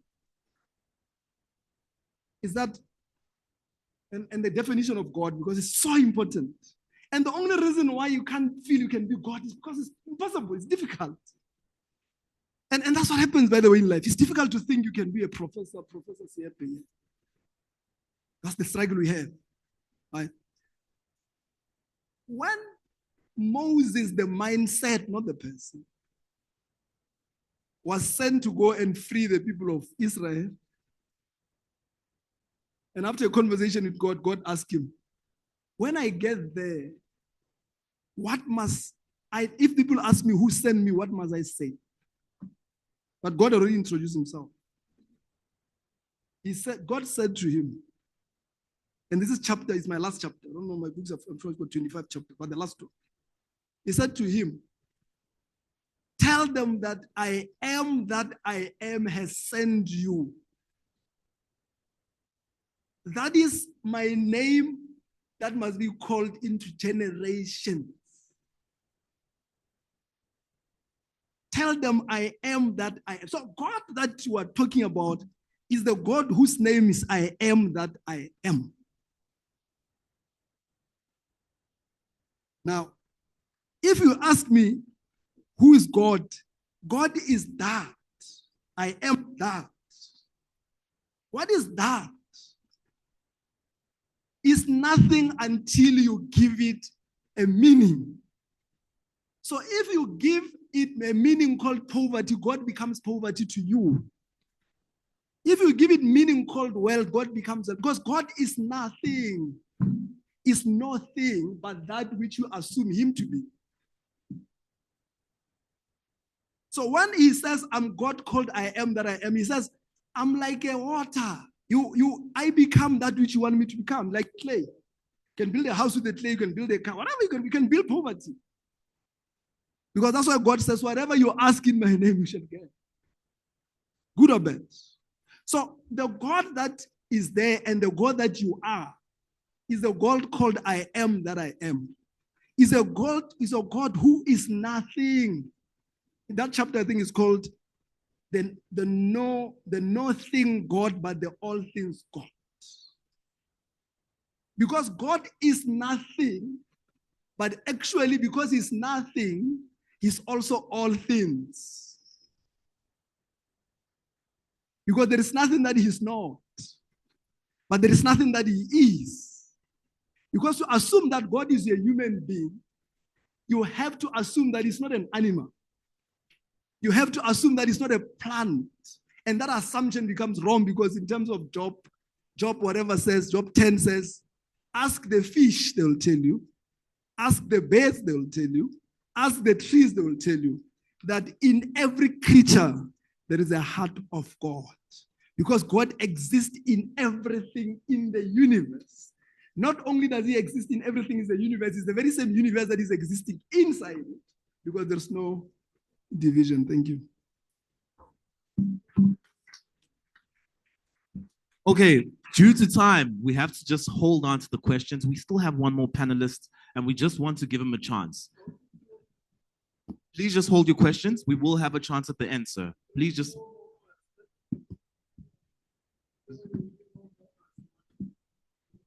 Yes, you will get to it, sir. Thank you so much for your question. We will have a final minute for last questions. For now, I'd like to please introduce Professor Sipo Siepe. Please, could you give him a round of applause? When you read the Bible, they always talk about what you were in the past. It's almost like a biography, what do you call when somebody has died? You obituary. So I don't like that. You just say call the person by the name and all that. Anyway, Luther, thank you for disturbing my peace. First of all, you don't do what you do. Luther calls me. I'm minding my own business in KZN, and I've seen the book. I've seen the cover, and he says he wants me to read the book and come to talk at UJ. So I asked him to send me the book. And when the book came, I was angry. I thought he should have told me how thick it was. In which case, I would have told him that, no, I can't make it. I've got flu or, this is massive. Then the second thing that Luther, if you saw the program, he also had Advocate Skakane as one of the people who were going to speak. And when I spoke to Advocate Skakane, after Luther gave me a call at 2 o'clock, how do you do that? If you have a book launch, you check with the people whether they are still available. He calls me at 2 and I'm in Pretoria. And for something in my mind, I thought it was tomorrow. So hence my delay. But in future, you check. You see, when I invite people, as I would invite you, I make sure that they come a day earlier. We have breakfast, we have lunch, and we make sure that they're there. So that's one of them. I wanted to talk when I read the book. And actually, I have not even finished it because he only gave it to me last week. And I still had other things to finish and all that. But what I do normally is to try to understand the writer, the author. And I'm glad that the first thing that you do when you get this book is tries to signpost, to give you a direction, a roadmap about what the book is about. But before that, I want to say I was happy that the very first page you acknowledge the role that your wife has played, your departed wife. Because often than not, we fail to acknowledge people who gave us the support, who made things very possible. As they say, behind every successful man, there's a woman. And I also know that behind every successful woman, there's an angry man. I don't know, they just tend to be very angry, But I also wanted to say something about writing, which Luther does capture, because it doesn't come easily. And one of the things that would have been a question for me is whether he would have written and discovered this wisdom had he not gone through the experiences that he has gone through. Whether these experiences are the ones that ultimately, if one has not found a moment to reflect, although he does say that in the beginning that what we tend to do, we live our lives without pausing for a moment to ask questions. Who are we? What is our purpose? And in the sense, the book tries to answer that. But in answering that, he goes back to his childhood. Look, one of the things that you find that's common about African people is the many traumas that we go through. And that you find, I thought I'd gone through trauma. But when I read his book, and I read the book by Skakane, I thought I knew poverty. But when I read them, I discovered that my conditions, even poor as they were, and immersed in poverty as all of us were, I found that there's different levels of pain, of trauma. And Luther does deal with that. But I also thought Luther is very lucky to be alive this time, this century. Because I can imagine if he had written a book like this during the times of Galileo, he would have been executed without delay. But I also looked at the book, and he talked about cognitive dissonance. I had comfort in the notion that says the consciousness of being. But then he goes to say the consciousness of being God. So the book from the onset is first counterintuitive in terms of how we're raised. It's provocative, it's disturbing, but I do think that actually what you've just presented now is really an explanation of this difficult concept of God, and you even explaining what the book is all about when you talk about the consciousness of God. And in a sense, you've made those people who are here who have not read it to want to read it. It is actually disturbing, but at the same time, it is affirming. And it is something that I went to China and did something that was most stupid. And I discovered that education does not cure stupidity. I went into one of the top big mountains in China, Guashan.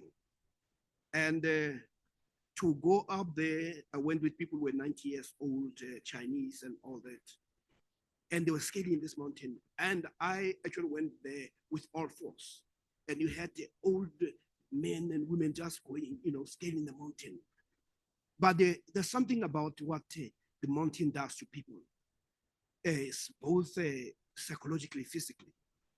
You see this mountain, it's so huge, and it's so high, and it's so steep. Inasmuch as it is constraining, it also triggers a certain curiosity. And for most of those people who live in that, the notion of defeating and scaling the mountain is something that they want to do in their lifetime. And they were able to scale it. And while I was up there, and I asked, and one of the things that I'm scared of are heights. And I looked down and I asked, how long will it take for me to get down? They said about 2 hours. Going up was hellish, and going down and looking at how steep it is. And they said, but there's a shortest way. You can cross here, and where you walk on glass. And when you look down, it's so scary. And Luther, I prayed that I'll never do anything as stupid as this in my life. And I could not wait to get down. But the point is, inasmuch as it was life-threatening, it was also life-affirming. And when you find and what you read in this book, it's also that about that which is life-threatening, life-disturbing, but that which is also life-affirming. So what you see here is in this book is an affirmation of life. And of course, there are things that, we continue to learn. And one of the things that I learned is also from my own son. I have this young man, he goes to university. He chooses to study physics and mathematics. I have no problem with the fact that he chose to study math and physics. Then after 2 years, I went to pick him up. It just so happens that the person who taught me physics was the same professor. So I went to the professor before I picked up my son. And I said, or he says, oh, you're here to pick up your son. I said, yes. So I said, but how do you know, why are you talking about my son? He says, no, because I was with him yesterday. I said, were you with my son yesterday? He says, I wanted to know why he's not attending my classes. He's not attending your classes. Now I'm getting angry. And what did he say? He says, he was busy writing a book. So I'm paying a lot of money for this guy to study what he chose to study. And he's busy writing a book, not studying, So, but my professor said to me that, no, I said, what was your response? And he says, I was actually impressed. I said, Prof, but how can you be impressed when the guy is not coming to? Then he says, no, look at how many of the students coming out of universities, how many people who get their PhDs, how many professors write books. And then I thought about it. He says, and here's a young man who has not even finished a degree, and he decided to write the book. So, but anyway, I didn't want to take what my professor said. I simply went and picked up my son and went home. And I told him that he can do all the things that he wants to do after he's gotten this degree. But now he must actually finish this. This is what I pay for. Anyway, then when I left him at home, going to the office, he says, oh, by the way, the book got great reviews. Now I worry. I rush to the office, I go, I type his name. And there is a book, 4 stars out of 5 in the US, published and all that. But the thing about it is, how many of us who are graduates have the courage to write? And this is the message that Luther was also sending, that it is actually possible. And of course, we may not want to go through the same experiences that he had gone through, which made him to write the book. But the point is that which he calls the consciousness of being God is really about saying, if we put our mind to it, we can succeed. But it comes down to the challenge of being brave, courageous, because you don't write. I have a friend who got a PhD and he wrote about transformation. And when he read in higher education, and when he read my article, he calls me, said, no, I read your article on that was published by the Sunday Times. And it's very interesting. And I want to respond to it. I said, no, that's very great. So I said, I look forward to your response. He says, no, I'm going to respond to you. I said, but Chief, I wrote in a public space. Why don't we engage in I don't want to be attacked. This is where the lack of intellectual courage comes in. So what you see here is a mark of an intellectual courage, because what Luther has done is to be able to grapple with ideas, and ideas are very important. I go to the movies all the time, and one of the movies that I saw many years ago is The Iron Lady. And in that, Margaret Thatcher is talking to the cabinet, and one of the cabinet ministers comes and say, well, Prime Minister, I feel that, and then she goes ballistic. As soon as he said, I feel. And she says, don't talk to me about feelings. Tell me about ideas. Because with ideas can turn into words. Words can turn into action. And action can turn into habits. And habits are what defines our destiny. So in playing around with ideas, and this is what comes from a book, is be brave to think. And it requires you to find that moment of solitude. And when you read Luther, he has had those moments, but it was the moments when he was down and out. When he says it's one of those that are very strange. That's why I said the book itself is very provocative. Here's a guy who gets basically fired, and then almost basically thanks the person who has just decided to fire him, because what the person was going to do is to give him time to go and think about this.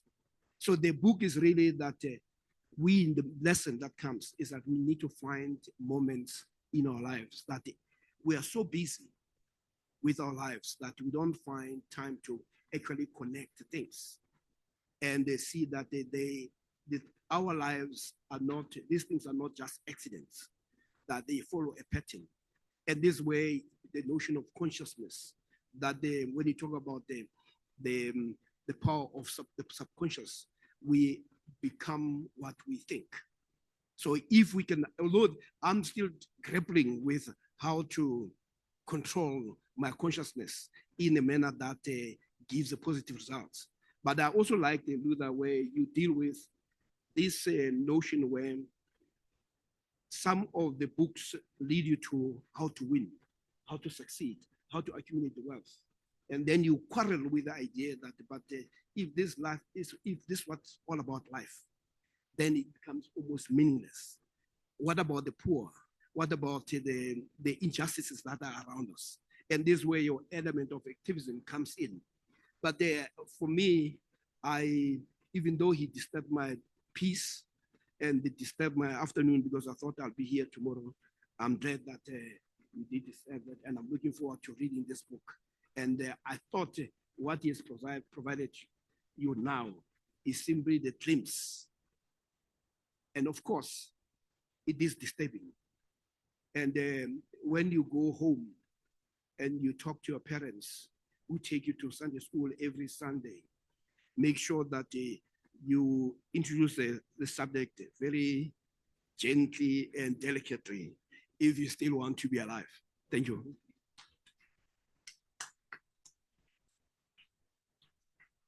Thank you very much, Prof. I think we've had some very good reflections today. I think we can go back to a few more questions. I would like to maybe start with some of the questions we've received online, but I will get back to the floor audience for a few more questions since we're still here together, right? We're still here, right? Right? Okay. All right, so I have a number of questions from the online audience. Unfortunately, to the online guys, if you are asking multiple questions, I will ask maybe one or two of yours and I'll move to the next person. Kekeletso says, you talk about us being many gods and that the universe is God. But from a Christian perspective, isn't that view of God quite different from the God of the Bible, who is personal, sovereign, and holy? How do you reconcile that? Tebogo Matlati says, does the author believe that the Holy Spirit is the best qualified teacher of the Word of God? Do you believe in the triune God? I'm not sure if I'm saying that correctly. Triune. Sorry about that. And then we have CMH, based on his past experiences, based on Mr. Lebelo's past experiences, is doing the right thing always the best option? Or should a person just know when to stop? Does he regret his decision while at SARS? And then a final one, great delivery, thanks. The great secret is a controlled imagination. Everything stems from there. How do you really get this message delivered and truly understood by all who hear it? So we will give Mr. Lebelo a chance to answer if you need me to repeat anything. Oh, okay. Okay, I have a few more from online. Gift says, I have many questions, but we'll ask just one. Based on the approach or methodology of the book, that the Bible is not focused on historical events, how do we reconcile this with historical events of the existence of Jesus? And what is your stance on the existence of God? Okay. I will ask one more from the audience, two more maybe. I have a hand here and here. Could we please just get microphones for them? And please start that side and then the lady here.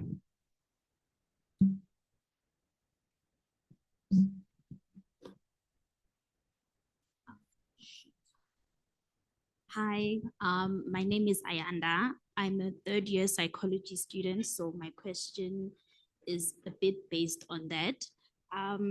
Okay, I wrote it down because I forget a lot of things. So, Mr. Lebelo, what led you to writing the book? When you explained your story, you mentioned that you read a lot of manifestation and law of attraction books. What was it that you were hoping to get out of reading the books? And what actually did you wish to achieve from all of that? Yeah. We have one more question here. Please just pass the microphone along. Just give us your name before the question, ma'am. All right, good afternoon, ladies and gentlemen. My name is Lungile Mela. I'd firstly like to start off by also noting that the word God does become a title to some extent because in the Bible, in Psalms, I believe 82, it says that ye are gods because you are children of the Most High. And that on its own does bring in the Christian aspect that because we are of the Most High, we're able to be gods and to create and etc. So I wanted to also understand perception, delusion, having the balance between perception and delusion, and how exactly would you want your reader to apply this consciousness of being God in their everyday life? Because I believe earlier you spoke about how other books will tell you to have your words of affirmations on a mirror and say, I am this, I am that. So how exactly would the reader be able to embrace this consciousness of being God in their everyday life? Thank you. Thank you for that. Mr. Lebello, would you like to answer? I'm sure you can sit down. Can you guys catch him from?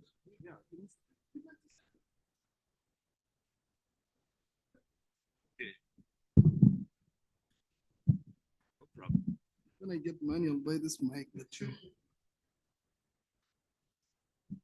The reason I'm explaining too much is because I'm trying to cut a lot of questions. But it looks like I'm doing the opposite. Well, thank you very much, Prof, for coming in such short notice. Normally, May Eunice does all these arrangements. UJ also is very bureaucratic. Yeah, there were a lot of rules here. No, we agreed, I think it was in May. Yeah, so I couldn't even do anything until they say they're going through the rules. So my apologies for that. I wanted Advocate Kakani to come because all my problems were because of him. Because he went and did an investigation and he discovered the SARS rogue unit. My job was to discipline people, but I was left with the monkey now. So I wanted him to come and explain that. The question, this question is persistent. Would I have written the book if I didn't go through the experience at SARS? I think we are not defined by one experience. We are defined by many experiences, and there is one that will be a turning point. But by the way, in the book, you remind me of,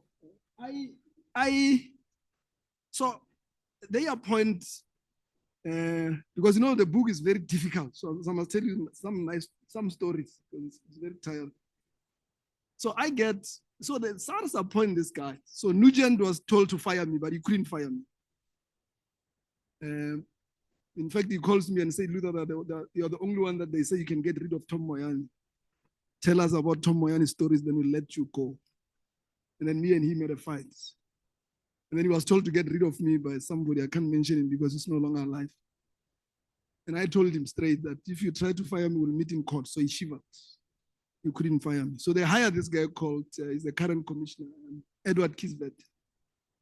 And Kisvet came in the first weeks, he calls me in a room and he said, Luther, I want you to make me a favor. And I said, what favor? He said, can I suspend you? Suspend me? Yeah, you see, what? Just accept the suspension. And I said, what did I do wrong? He says, no, it's because the media doesn't like you, right? And then this guy couldn't agree, and then he found a way of suspending me. And after I got suspended, they called me and say, look, you didn't do anything wrong. It's just that we can't work with you, but we can give you money. And then they gave me some couple of millions on the side. But that one, they're not saying loud. So when I became the chief of staff for the public protector, News 24 ran a story that this guy destroyed SARS, but now he's the public protector. And I just showed them a document but SARS gave me millions. Why would you give millions to somebody that you don't? So you're reminding me that in the book, I thank him. And Edward, if he's listening, he must know. And I'm genuine. I'm genuine. I thank that guy for firing me. Not only did I find time, for the first time when I was fired and sitting there, because I was extremely busy, it was the first time that I realized that I haven't given my children time. When my children come from school and they go straight to my room to greet me, and I thought, this is what my children missed. Because I was chasing this world and trying to be somebody, the button can be pressed tomorrow, you're nothing. And all the friends that used to call you, they don't call you. The only people who come and see you is your family. That was a very humbling experience for me. And for any South African, I'll say, don't ignore your family. These things that you are chasing are not real. And I think I say it in my introduction of the book. We chase these things, we think we've got them, and we realize we're not enough, and we chase them, and we chase them, and we chase them. And by the time we look back, we are 70 years, and we've got sugar diabetes, and we've got this, and we've got that, and we've got that. And a lot of regrets. That's why a lot of people after retiring, my father did that. After 65, he retires, and then they die, because at that time is the time that they realize how much time they've wasted. So yes, I thank Edward Kisvet a lot. By the way, before I was fired, I never believed when people tell me about business. I mean, I used to be a very extremely influential guy there, sir. So if you wanted some favors at power, then I can say it now because I'm out. And people will say, we want you to be with business together. I never understood why should I make money. I never understood this concept. And when I was fired, because I tampered with the likes of Pravin Gordhan, and I was told that they are running this country and they're going to block me. I mean, I had literally people will say, we want to give you a job, and after 2 days they say, hey, we've told not to talk to you. Everybody said, this guy touched the wrong guys. This future is done. And I knew I couldn't apply for a job. Because when you go to Google, all you see is this guy who has destroyed everything. And I was forced to go into business. And I'm doing good business in Botswana and Namibia, and I'm doing very well. And I've never realized how much money you can make by doing so little. I make so much money for doing so little in the consulting business. So that's why I thank this guy. If you had to tell me now that come and be a SARS commissioner, I'll rather commit suicide.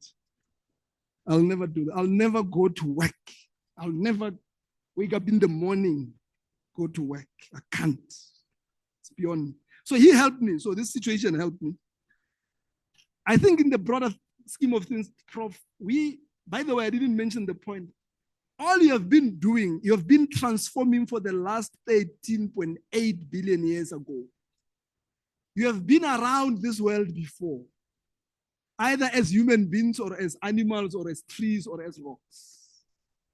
So we don't die because we are energy, we just transform into one form.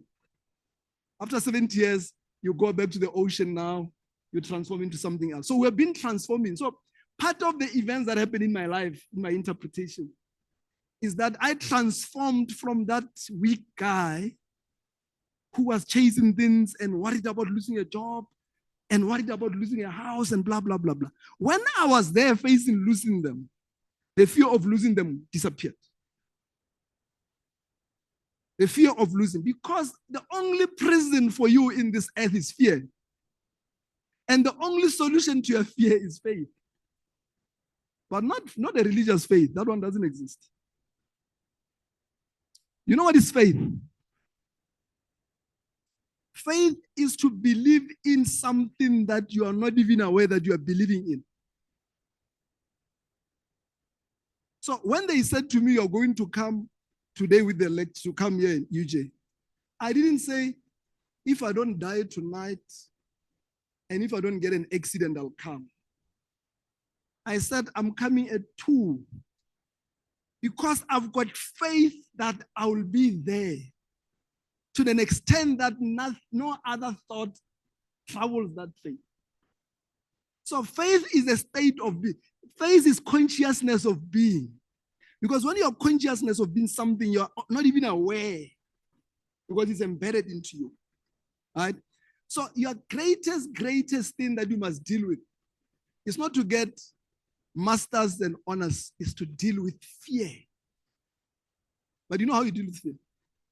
You don't deal with fear by screaming at it. You deal with fear by raising the frequency of faith. I get God is faith. So you deal with fear by raising to God, to faith. By the way, Satan is not a person. Satan is the lower thoughts. God is the higher thoughts. So Satan is a thought, but it's the lower thought that keeps you sick, that keeps you worried, that keeps you stressed. God is the one that when you are there is nothing that is impossible with you. So that's the issue that you need to have. The issue about, you see the issue, when I wrote the book, right, Prof. So I wrote the book and literally halfway to the book, I didn't have a title. Halfway. And one day I was laying in my bed. Remember, I had time. A lot of time. I'll write the book and I'll finish at 5 a.m. for time. And then this thought of consciousness of being came in as I'm writing. And this book must be called Consciousness of Being. And I was excited. You know, when something lands, you feel that it has landed. And then I continue writing. Now the book was becoming big.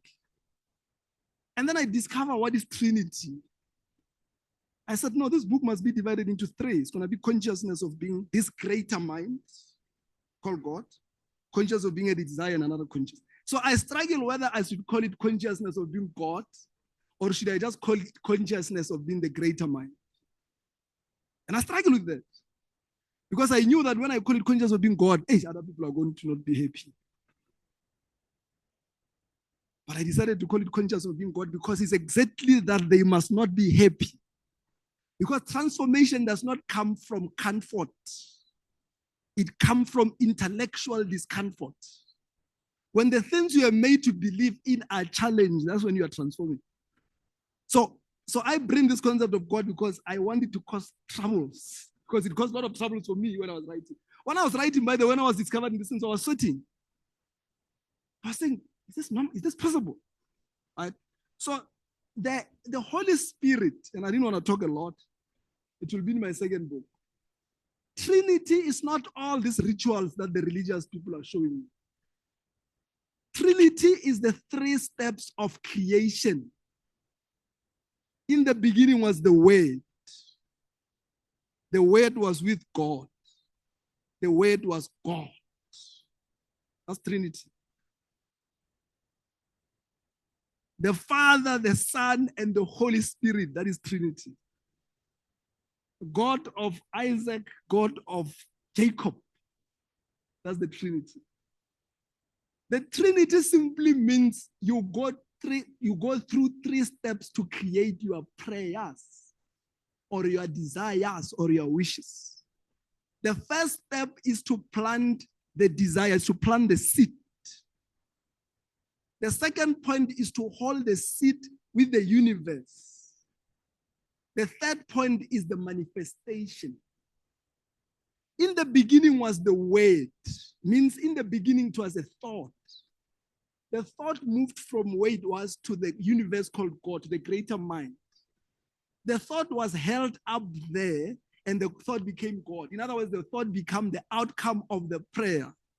So when we are talking about celebrating Holy Spirit, we are talking about celebrating that which we have planted. Use the farmer. A farmer takes a seed, put it in the soil, nurture it with good soil, and it becomes a plant. Those 3 steps are what Trinity is about. It's not about these rituals that they're confusing everybody and confusing themselves. And I'm very arrogant, right? And I'm deliberate. Because I want you to think. So the Holy Spirit is exactly that. Or the Holy Spirit is the outcome of your dreams. I explained in the book what is a sin. You know what is a sin? A sin is not these ritual things that they're telling you. A sin is a Greek word which means the failure to achieve a goal. If you wanted to finish a degree here and you don't finish, you're committing a sin. If you want to be a rich guy by the age of 30, you are not, you are committing a sin. So sin is the failure to achieve your goal. And how do you manage sin? How do you make sure that you are not sinful? You must increase the frequency so that you are at the level of God, because when you are there is nothing impossible with you. So sin is the lower mind that can create. Righteousness is the greater mind called God that creates everything. So the battle, your battle of life is the battle of righteousness and sin. That's what the Bible says. No one has never seen. No one can say has never seen. Jesus says that. It says anyone who said has never seen his life. Because all of us reached a point where we didn't achieve our goals. Because Satan is not the opposite of God. So there's no two powers called Satan and another power called God fighting. Satan is the absence of God. Hate is the absence of love. Otherwise, with everything normal, the only thing that exists is God. The only thing that exists is love. The only thing that exists is faith. But when that becomes absent, hate enters love. All right. I hope I'm not confusing you more. All right. So the concept of, okay, doing the right thing, do I regret being at SARS? No. Colleagues, we're not here to do anything.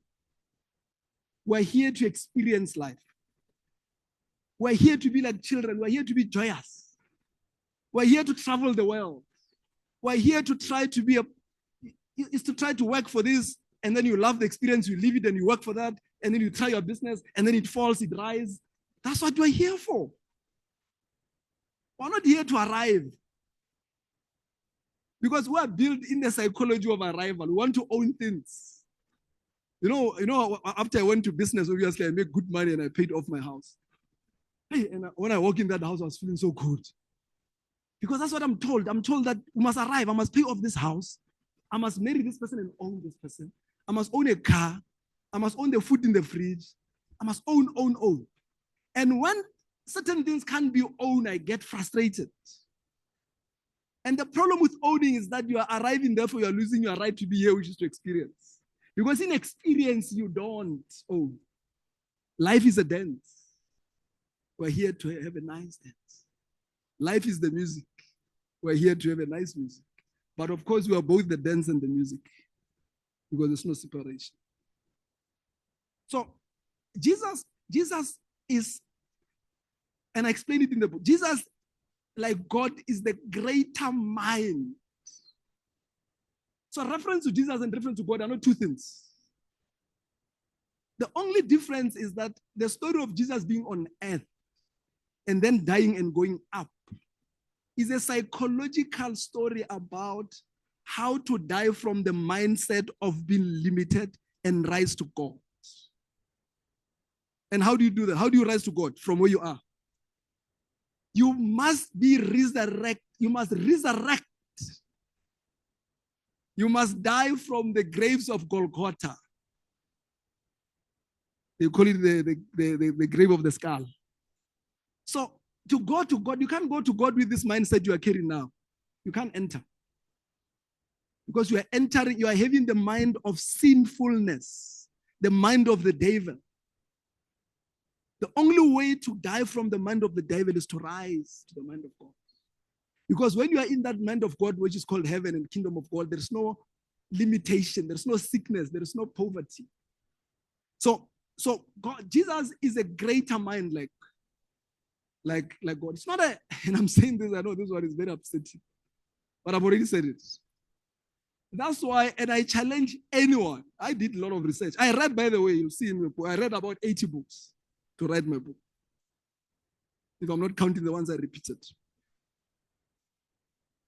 And I think I said in the book, you must read a part in the book that talks about a conference that took place in 325 AD called the Nicaea Conference. Do you know about the Nicaea Conference? You know. In 325 AD, the Catholic Church was collapsing. in the group of the western side and the eastern side. The guy who was the Roman Empire was, why do I forget it? I forgot it. So the church was collapsing. So this politician, because the politics was running, so the politics used church to control people. So there are two systems, it's the politics and the church, and they work together to control people. So when the Roman Empire was about to collapse, the politician, the emperor panics, and he called a conference in 325 AD. And I must make this point for somebody about Christianity, because I want you to go there. You know why the Catholic League was collapsing? There was a guy called Arrhenian in the east, and there was a guy called Alexandria on the west. The reason why it was collapsing is because they couldn't agree about the identity of Jesus Christ. The one in the east were saying that Jesus Christ is a human being who happened to be the first one to be born.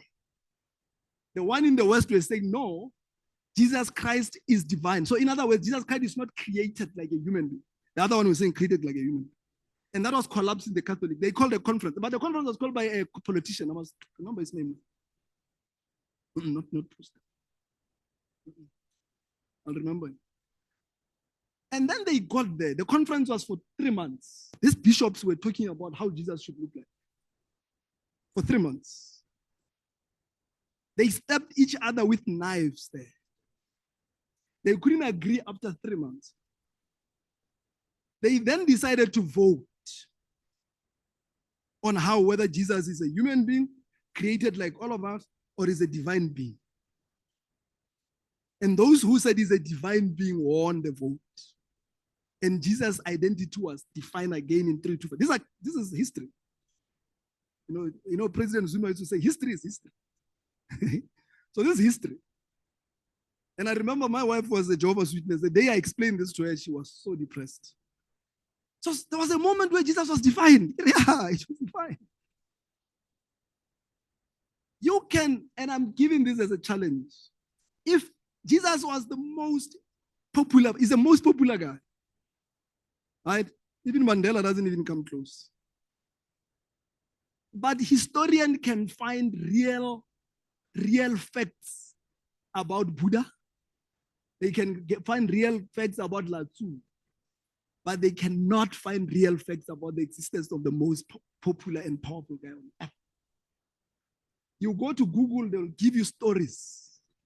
None of them. I don't know whether you know that 7,000 years ago, before Jesus was born, there was something called the Indian Vedas. There are records that shows that in India, they define what you call God as Brahman. They call him the Indian. 7,000 years ago, they've got records, but nobody can find records of anything that Jesus did. They can't even find the tombstone. Did you ever go to see where they send the tombstones? And the reason why there is confusion is that they're messing up a good story. The story of Jesus is one of the most powerful stories.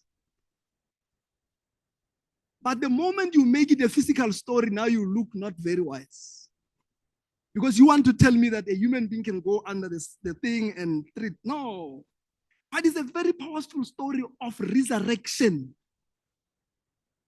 from the current state of being to the godly state.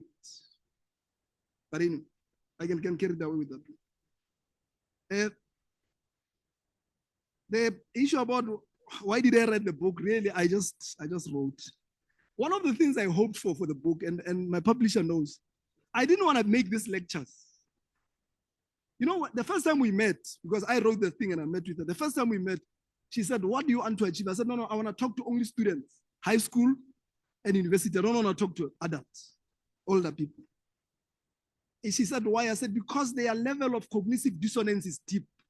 They're going to waste my time with arguments.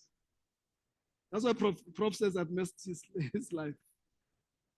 Because the story is about dismantling cognitive dissonance. It's about thinking anew.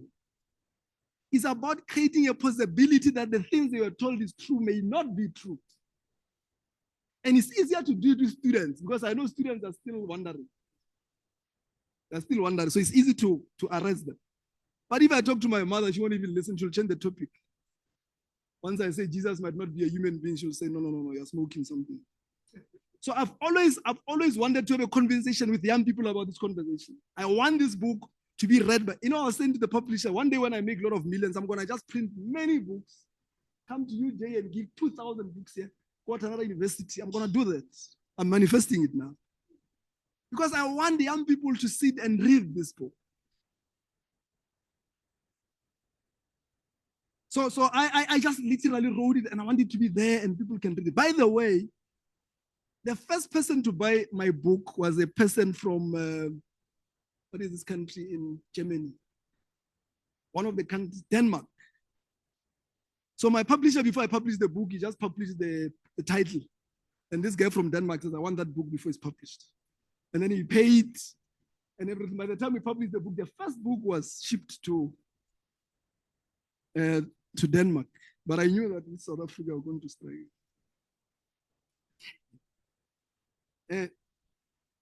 So there is no doubt, guys. If you read my book, you cannot doubt the fact that you are God. You can't. I don't care how you started going to Sunday school when you were a baby. You can't doubt. Because 70% of that book is to show you verses that tells you that you are God. You are the Son of the Most High. When Jesus, and this is not a story of when Jesus walks to the Jews in the Bible does not refer to a tribe. Israel is not a country. Israel happened in 1948 after the 1945 Second World War. After the fight of Second World War, when Hitler was traumatizing the Jews, they just came out and say, according to the Bible, this is our land here. And they found the people of Palestine living there. And through the help of American arms, they slaughtered the people of Palestine and formed a country called Israel. So when people, I don't want to mention name, but I had somebody that I respected a lot, a jurist, who said he believes that Israel is the real Israel of the Bible, and I almost fell. It's not a country, it's a project of America to destabilize the Middle East. The weapons that killed the people of Palestine were supplied by America. America to this day, it doesn't matter which president you are. Trump came here and made noise. I'm going to stop the war, but he couldn't stop the one of Palestine. Can't. Because, so there's no country called Israel. So when they talk about the Jews in the Bible, they're not talking about people. They're talking about a small mindset. It's a lower mindset. That's why when Jesus walks to them, Jesus says to them, me and my Father are one. They wanted to take stone and kill him. And he says to him, why are you killing me? Can't you see through my works that my works are from God? They said, no, we're not killing you for the works. We can see the works, but we're killing you because in terms of the traditional Jewish law, what is the word I always struggle? Blasphemous. How do you pronounce? Is a blasphemy. Blasphemy. To compare yourself with God. So the reason they're not saying we can't see that you're not God, but they say according to our laws, you can't compare yourself with God. What was his answer? Is it not written in your laws that you are also gods? Jesus. And then he disappeared. So if you read my book, the better part of that book is just to convince you that you're God. The 70% of that book talks about your God. Right? So there's no doubt about that, but you obviously need to read it. And the last part, of course, is somebody asked the question about, we're going to extinct. Don't worry about it. Just know that you're going to die. And the least you must not do is to waste your time. Experience life. Enjoy life. So you are here just to experience how it is to be human. After 78 years, you're going to go. You're going to appear as something else also to experience how it is to be a plant. Why are you wasting your time? I got still time to hold on to things. Enjoy these things. It's a life. We're here for fun. Whatever fun means to you. And that's why you can't judge. If it's fun to be a prostitute, it's okay. Because it's fun to them. Who are you to think that it is wrong? Who gives you the right to say that is wrong? Because you are not talking, there is no universal wrong. Wrong is individuated. In other words, your wrong is your wrong, your right is your right. But of course, you live in a society that is trying to define universal law. But the very same people who are these preachers of these big churches they don't even follow any of them. Because they know that is a fake. Now, the battle, and I say this, the battle is about being aware that you are not a limited being. Keep that awareness. It's not going to turn up tomorrow. I still struggle. And I face something I don't know what's going to work. And I must sometimes remember my book and say, oh, by the way, it's going to work if I interpret it to work. So that's part of, it's a struggle you have to fight until you die. You don't have to be 100% God. Just raise above the limited self. Right? Just keep there. Just go. Just keep in that line. So I think that's the and I think we can always talk, but just to end, that not only is God a mind, God is a feeling. If you want God to respond to your desires, don't use your mouth, use your feeling. God does not hear languages. This God called the universe, this greater man, does not hear languages. He only hears a feeling. So you can preach and say, I want this life, but if your feelings the other way, this is what you're going to manifest. So God is a frequency, it's a feeling. So make sure that the thing you are desiring is also meshed with your feeling, because that is what gets manifested. Not the other thing. And stop really chasing this thing of success. Stop chasing that thing. It doesn't exist. There's no such thing as success. Success or failure is individuated. It's your own decision what success means to you. Forget about these people who are telling you what success means. You must do this, get married, have a lot of money. Ask those who have got money. Ask them. Watch documentaries of people who have got money. They died very painful. So success is your own, what you want is your own self. Don't chase it anywhere else. And of course, the last one is, and I'm saying this is the last one, Prof, and you're not going to like it. That's what I'm saying it the last time. Our brains are not meant to absorb knowledge. Our brains are meant to fire. They are tornadoes. They are electronic magnetic field, they fire. Our brain gets excited when it sees new things. Right?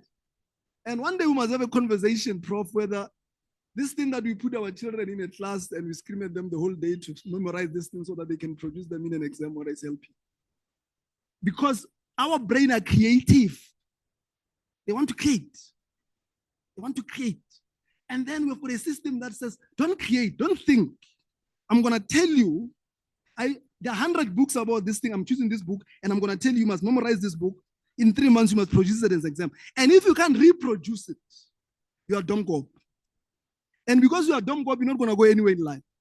And because a man thinker says he is, you manifest your feelings. So if you feel that you are not clever, you're not going to go anywhere in life, you manifest that failure. Thank you very much.